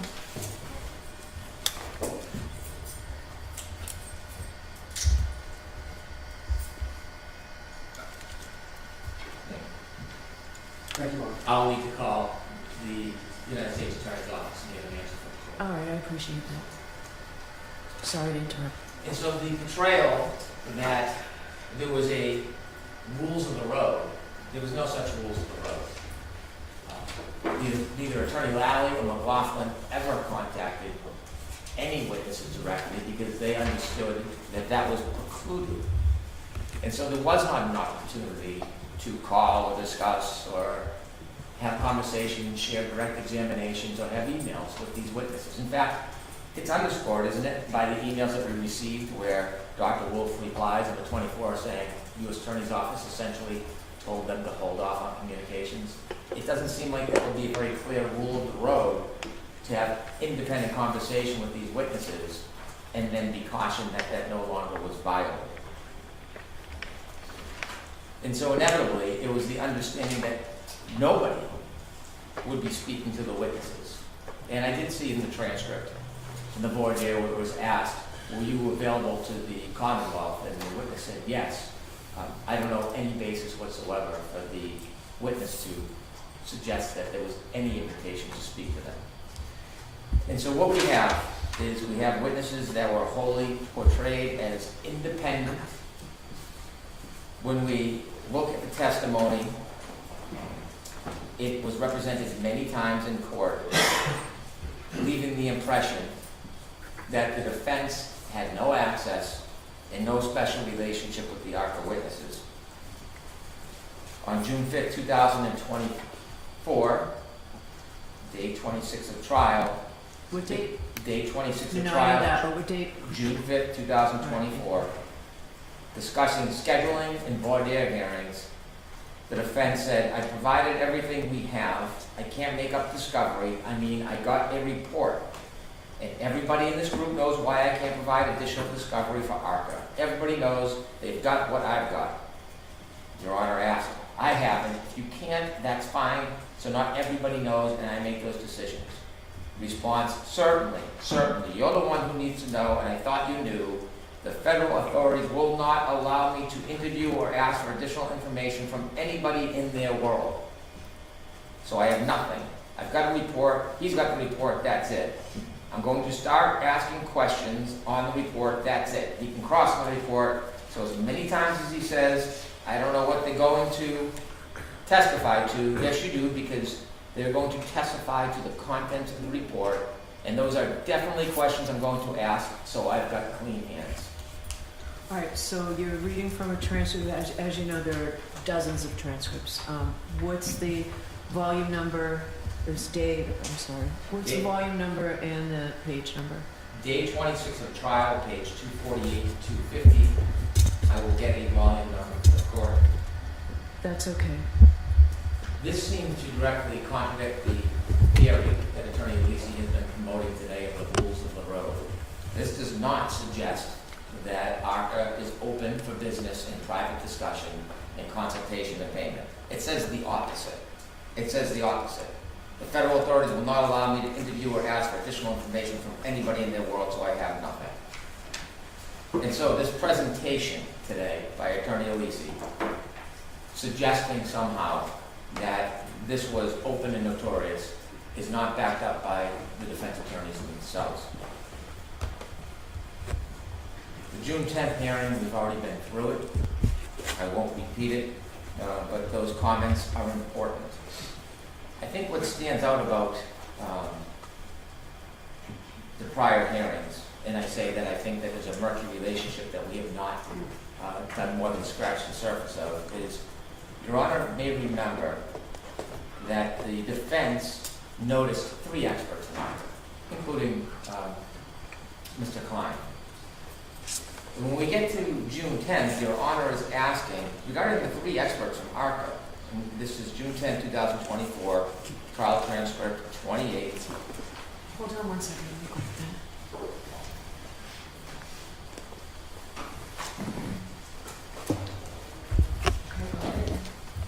I believe it's page 12. Okay. And you were asking about the 3 experts from ARCA. And you mentioned, notably, I can't tell who does what or what the basis of the opinion is. And when you look at the ARCA report, there's no delineation on which of the 3 experts did what in that report. You can't tell what role each of them played from the report. And so if we only had the report, we wouldn't know which of those experts to call. And so when you continued questioning, you were told Well, you said, so I'm to believe that the defense is calling 3 witnesses that you've never spoken to and putting them on the stand. And Mr. Yannetti said, that's essentially it. He gives some detail. As mentioned earlier, we've spoken to them only for the purposes of coordinating their testimony and background. The important point for this particular point is that the defense inevitably calls 2 witnesses, Mr. Wolf and Mr. Rentschler. And when they only call Mr. Wolf and Mr. Rentschler, there must be a reason why. Because you can't tell from the report who did what. They noticed 3 experts. So there must be conversations with somebody explaining the witness's role or why only 2 of those 3 witnesses are important for the defense.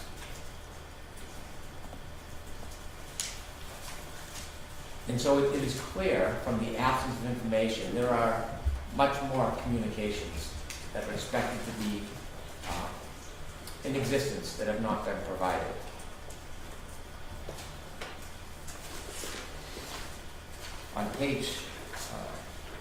On June 18th, 2024, the voir dire hearing.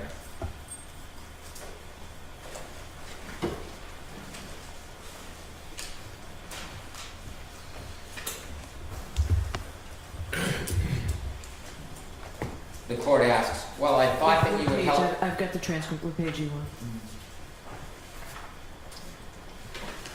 Do you know? No, but I can. If it's just your notes, that's okay. I can pull it up.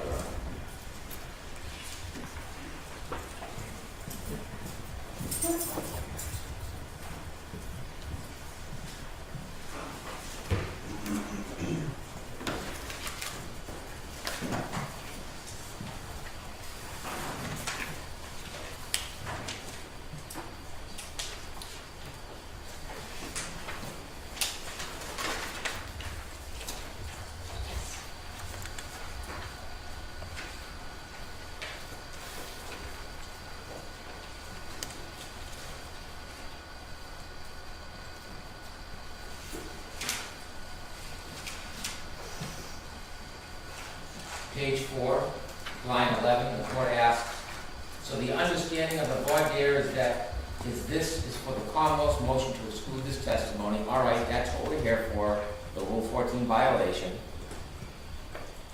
And Mr. Jackson says, is that the same with Dr. Wolf and Dr. Rentschler? And the court says, well, I thought that would help both of you. The Commonwealth has nothing on that, and you say you haven't been able to even talk to them at all about this case. And the answer is that's correct.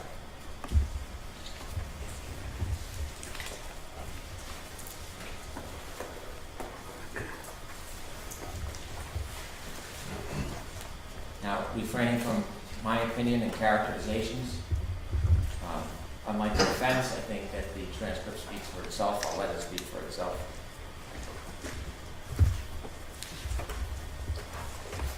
When we continue in the voir dire hearing, page 71.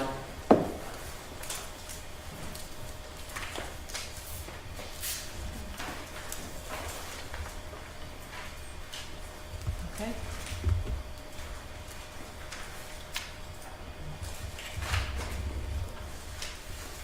Line 4, importantly, were you hired by the defense in this case? No, sir. Before this morning when you walked into court, had you and I ever met face to face? No, sir. Now this illustrates an important point. That is technically true. But what impression is that making to the court and to the Commonwealth? Is that a genuine impression consistent with reality? Line 20, the person to my left, the female to my left sitting here, have you ever seen her before? Nope. Do you know who she is? Yes. And so there is direct and indirect commentary, questions, presentations that reinforce that the defense and ARC are wholly independent from each other.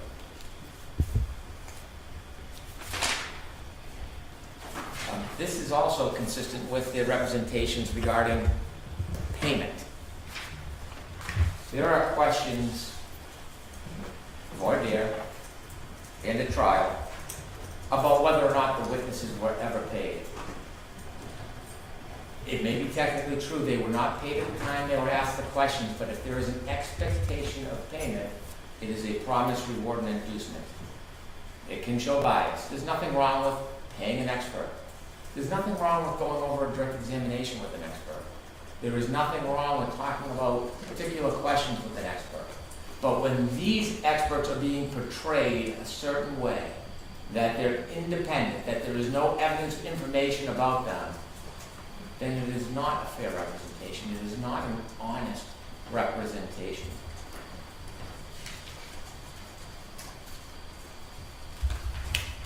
Now, it wasn't until Your Honor asked today that we even knew that the defense paid this bill.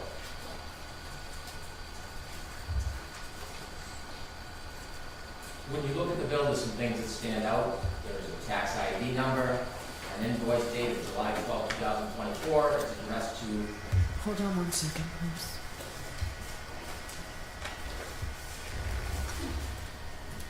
Okay. It's addressed to Attorney Jackson. And the position that the defense takes, Attorney Alessi takes today, is this came out of the blue that they had to pay. Apparently, everybody in the know knew the defense was paying for this expert, other than the defense. ARCA experts knew. Dr. Wolf knew. Dr. Rentschler apparently knew. The federal government knew. When you look at the bill, there are things that stand out that are so notable that you can't go back and try to twist them or change them. Look at the first entry of May 1st, 2024. That is before June 10th. That is before the representations that there was no intention of compensation. Apparently, the witnesses they were going to call expected that they were going to be paid by the defense, or they wouldn't have been keeping track of their time back on May 1st, 2024, participating in a telephone call with Alan Jackson. And so the March 20th email asking for an engagement letter and a retainer, and then the 24th saying we need to take a step back because of the U.S. Attorney's Office. 22nd and 24th. There is obviously more communications because the relationship re-engages at least on or before May 1st, 2024, and these witnesses understand that they're going to be paid by the defense. And as I mentioned in the materials we got from the United States Attorney's Office on February 12th, there is no billing related to prep for voir dire, travel, trial, none. So the only people who were surprised that they were paying the witnesses apparently was the defense themselves. And then before that June 10th hearing, where the representations were made, there's a June 9, 2024 phone call. Another participated in telephone call with Alan. And then we see before the voir dire testimony, there is billing to the defense, which is now we know paid by the defense, prepared for voir dire testimony, June 17, 2024. What we don't know is, in the preparation, was there any conversation with the defense? Was there any emails? Were there any documents? Were there any outlines? Was there any discussion about the potential testimony, or is this solely the preparation of Dr. Rentschler on his own? On the same date, 3 hours billed by Dr. Wolf, prepared for testimony and hearing. Now, they felt inclined and comfortable billing the defense for it. Was there any interaction or discussion between the parties? We don't know.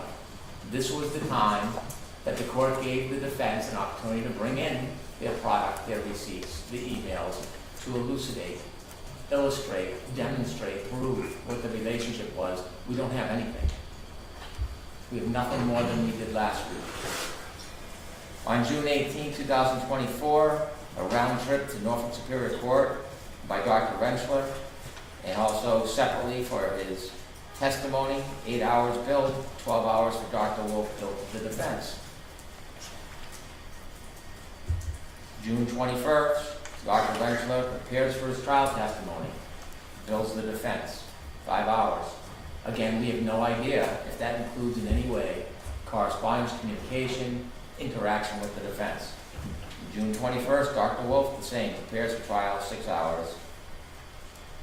June 23rd, Dr. Wolf travels to Boston for trial, significant delays, and then Dr. Rensler on the 24th, round trip, Norfolk Superior Court, 11 hours, 6.5 hours respectively, billed to the defense. Now, it's hard to believe these witnesses would put forward money and expenses and travel without some understanding that they were going to get paid. It is hard to believe this company, especially after receiving an email about engagement and retainer, especially after having conversations, collaborating on their potential testimony, it is hard to believe that they would come to Boston, spend their time and their own money to do this, to just simply send a bill later with no expectation of being paid. In fact, there's a very specific accounting of their time. And when one accounts for their time, it's because they need to have a contemporaneous record so they can get paid for that time. Also billing for wait time and travel, testimony at trial on June 24th, and then there's expenses for June 18th and June 24th. Specific expenses, $1,749, $1,932. So they are keeping very careful track of the bill that they send within 1 month of the defense that gets paid that Commonwealth and the court never knows about. Talk about correcting a record. And so this $23,925, we find out today, it was paid by the defense. We hear that there was a conversation with the federal government. We have no affidavit, we have no witness, we have no writing, no email, no correspondence, nothing to support or put in context the conversation, nothing. And so when you look at the story on this bill and the timing of it and the details of it, we know that we are getting a fraction of the story, a fraction. It's not enough to blame the court, blame the Commonwealth, blame the U.S. Attorney's Office. There's some accountability.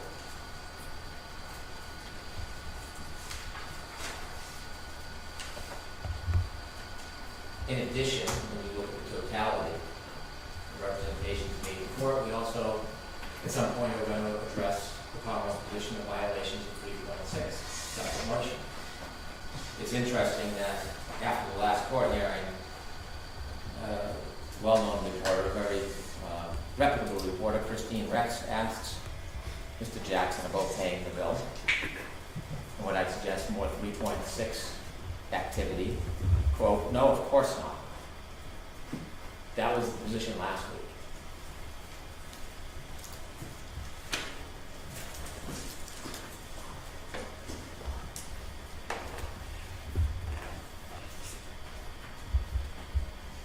So what we're left with is we still don't know the relationship between the defense and ARCA. We don't know about the impact it had on the first trial. There has been these multiple representations that ARCA was independent, they had their opinions, and they were exculpatory. ARCA's opinions changed. There were 4 opinions. And if you look at their report, and I'm not going to read it for the sake of the press and the public, we'll have the trial, and we'll vet it at trial. But when you read the report, clearly the representations made about that report were extended at trial. And the question's going to be, why? Why did they improve? Why did Any they... particular page you'd like to look at without citing? Yeah.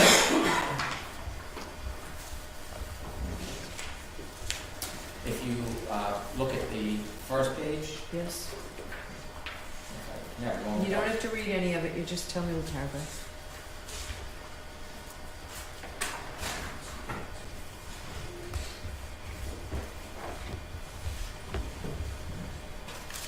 Yeah, I think it's just the first paragraph that lays out their findings. Thank you very much.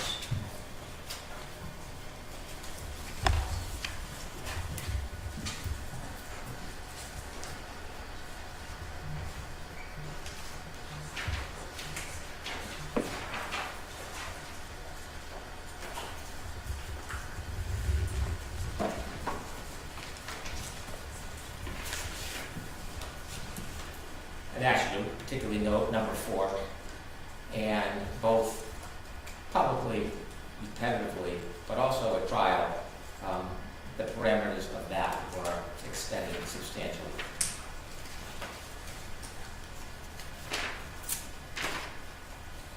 There is a summary again at the end of that report, substantially says the same thing. If you look at the last page, which is signed by all three of the experts, Mr. Wolf, Mr. Renshaw, and Mr. Klein, says essentially the same thing.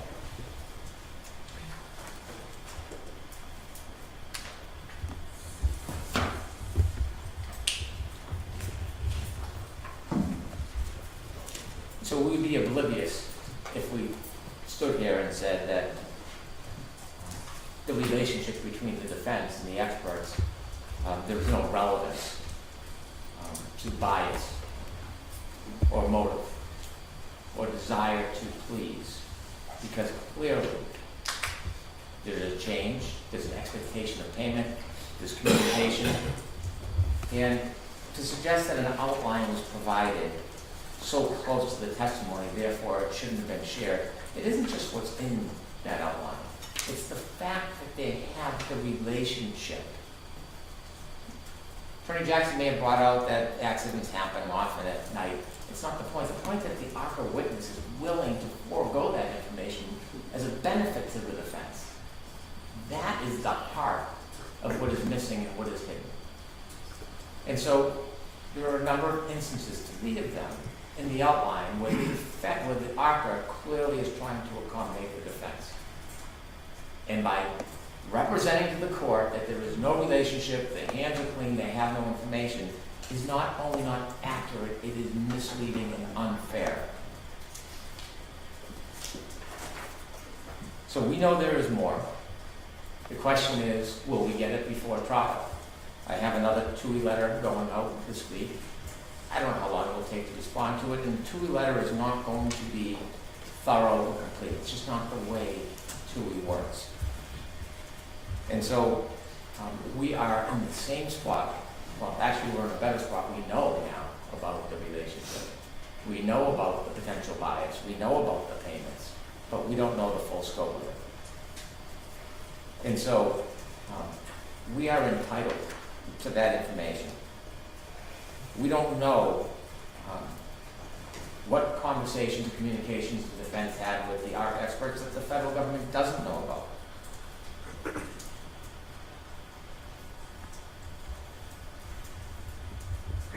Over the next few weeks, we're going to attempt to get more information, but we will never have an accurate accounting unless it's compelling.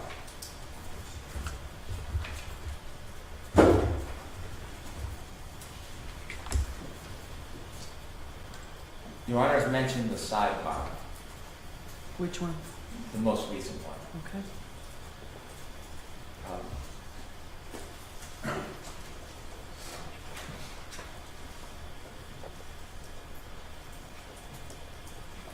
I am not trying to be overly critical of another attorney. I'm not. You can laugh, but I'm not. It has been my effort to get Rule 14 material. It has been my effort not to exclude ARCA witnesses. It has been my effort to try to achieve fair play. There's been no other way to compel any information other than to file motions in this case.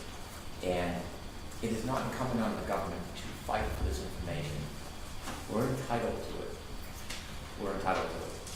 And at this point, we have no confidence whatsoever, none, that we're going to receive the information that we deserve.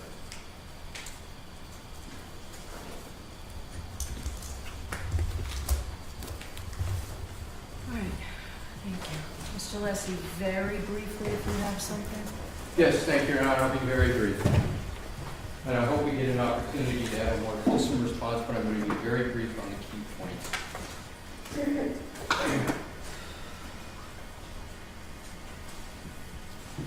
Attorney Brennan focused a lot on the invoice.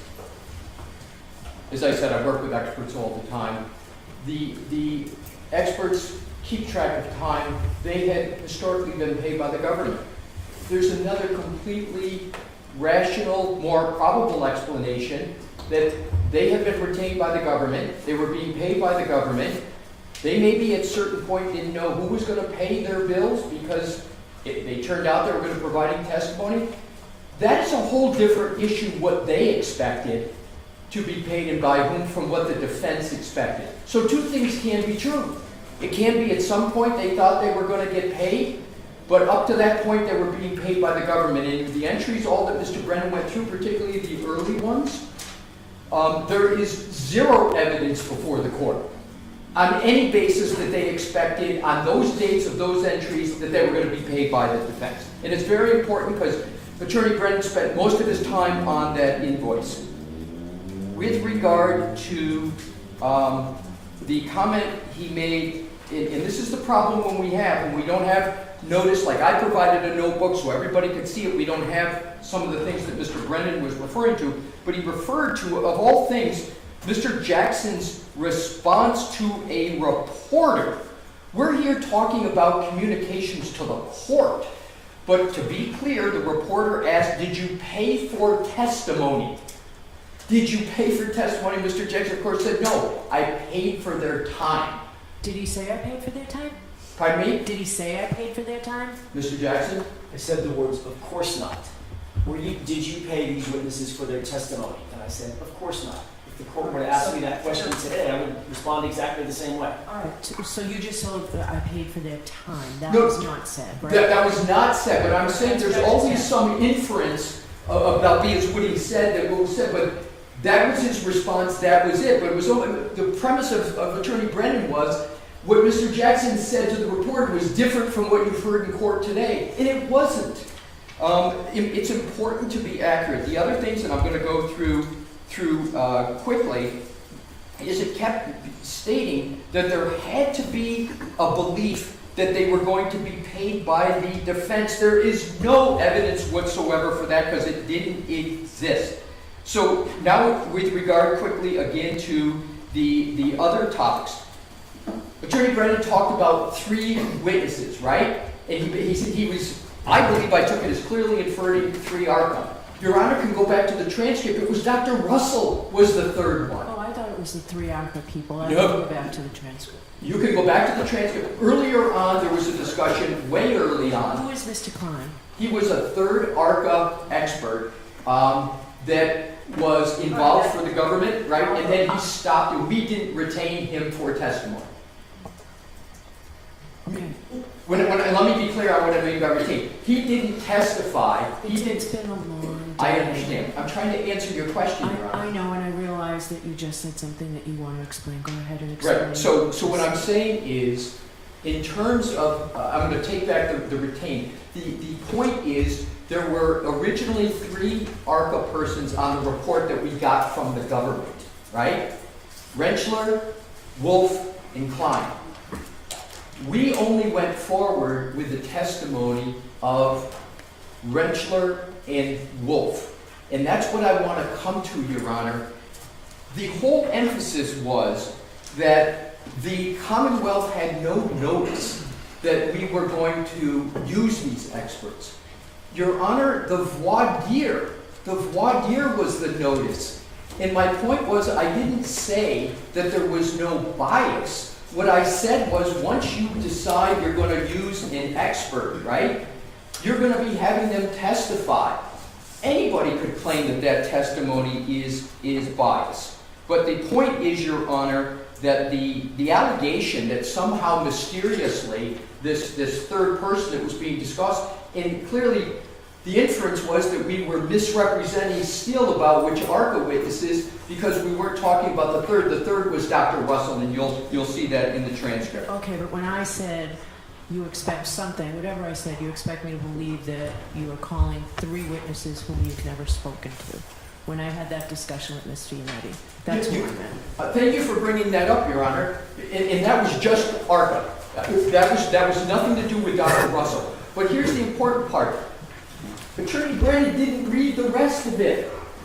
You're to believe... Okay, so where are we? Are we the June 10th? Yes, please, Your Honor. June 10th. That's exactly right. That's exactly right. It was June 10th. It's important. He stopped So it's reading. page 12. Yes, thank you. So on June 10th, So you're to believe, this is line 19, so I'm to believe that the defense is calling 3 witnesses that you've never spoken to and putting them on the stand here. Here's the response in its total. That's essentially it. We've spoken to them. So it's not like it wasn't disclosed there was a conversation. It was. We've spoken to them only for the purposes of coordination of their testimony and their background. We've not been able to interview them regarding their findings, which are outlined in detail in the reports. Your Honor, that's 100% true, because I read that earlier. Right, but Mr. Brennan just mischaracterized it again, because that is 100% true. He made it seem like that was an untruthful statement, and I know Your Honor gets it. The other last 2 points, Your Honor. Attorney Brennan talked about that the ARCA experts improved their testimony. My point, Your Honor, was their opinions never changed. Whether they improved is a characterization, but their opinions did not change. And that is very important. And the last point, Your Honor, goes to the discussion that Your Honor was having with the questioning of Ms. Little, Mr. Jackson. I want to be very clear on February 6th, and this is going to be my very last point. When Your Honor asked the questions on February 6th, and Mr. Jackson responded about the discovery, and I said to you that Ms. Little was the one handling the discovery. And I spoke with Ms. Little and I spoke with Mr. Jackson, and they're going to be completely available for any questions that follow up on this. I asked Ms. Little during the break. She wasn't here for that February 6th. She obviously didn't hear the sidebar. But I said, when you learned of what the Judge Cannone was asking about, I said, in your head, what was going on and what came to your head? Because I said Mr. Jackson didn't make any knowing misstatement because he had no recollection of any of those March emails. So I asked Ms. Little, who would, between the two of them, would, if there was any recollection. So during the break, I asked Ms. Little, I said, Ms. Little, when you heard, got the order, because that's the first she knew of the inquiry, she gets the order, I said, when you got that and you saw that you had to turn over discovery, when you read that, did it come to your mind? Did it come to your mind that there are these March emails? And she said, no. I didn't recall them. I didn't remember their existence. And what I did was I knew we had to turn over discovery. I then went back. I rediscovered those emails, and that's how I had recalled it. That is important, Your Honor, because there has to be a knowing misstatement of fact for 3.38. So not only did Mr. Jackson not know at the time Mr. Jackson made those statements and recalled those emails, neither did Ms. Little, who was the keeper of all the discovery. And that is my last point, and I will conclude this way, Your Honor. Attorney Brennan conflated Rule 14 issues with the 3.3A1 issues. They are completely separate. I am not here today, Your Honor, to take the position that the defense is in perfect compliance with Rule 14. We're not. But that's a whole different question from whether the attorneys are in compliance with 3.3A. And I would urge Your Honor, as I know you will, to keep those distinctions as we go through the matter, because conflating them is not proper for the analysis. And my last is a citation of law, Your Honor. It was said that Gonzalez involved a very minor issue. Attorney Brennan is correct. There was a minor issue in Gonzalez, but the Supreme Court went through those things that could rise to it, and I'm going to give you another cite, Your Honor, which is United States versus Diazzi, that involved a lot of serious issues with regard to conduct of counsel. They were not pro hoc vice, but it's 807 Fed 2nd 12 First Circuit 1986, where Your Honor can read it as to what were happening. The attorney's conduct was deplorable, and yet the court held that you could not disqualify them because of the Sixth Amendment And my last point, Your Honor, is when you do a Sixth Amendment analysis, whether or not the attorney at issue is pro hoc vice or not, is not weighty in the determination of balancing the Sixth Amendment. It is not. In the abstract, Your Honor, in civil cases, is it easier to knock out a pro hoc vice? That would be absolutely correct. But when it comes to a criminal case where a defendant, their choice of counsel, that is a much different analysis with the Sixth Amendment. So I will stop there, Your Honor, because you said it'd be brief. There would be more I would have to say, but those are the highlights for the moment. Anything, Mr. Brennan? Very briefly.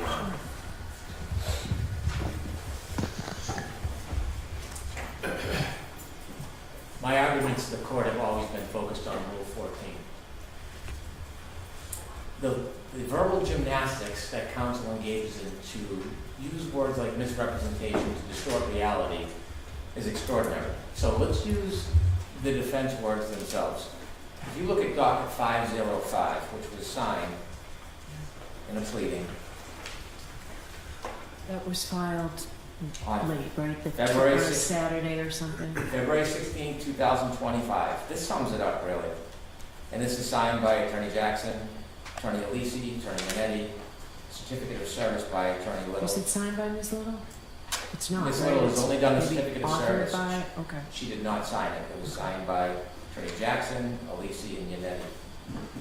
And this is the defendant Karen Reed's opposition to Commonwealth's motion to exclude employees of ARCA LLC.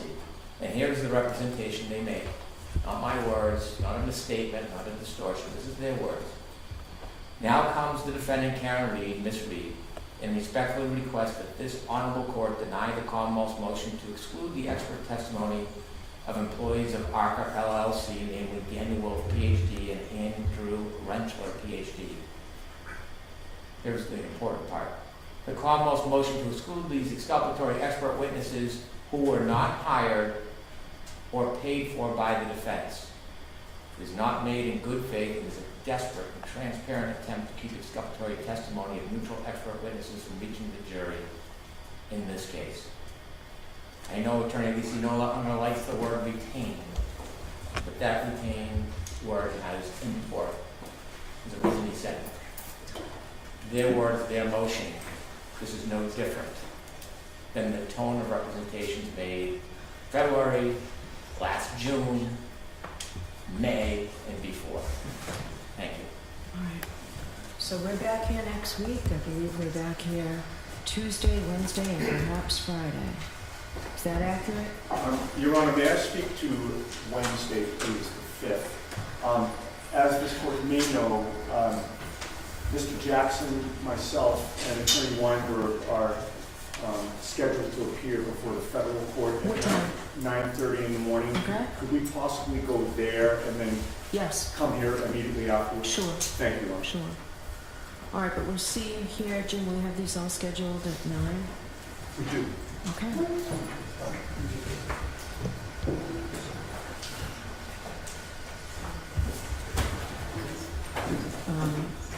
All right, so we'll see everybody here Tuesday at 9. We've blocked off the day for Tuesday, Wednesday, and of course I'll let you go to federal court first, and also Friday. All right, so we'll see you next week. One line, please.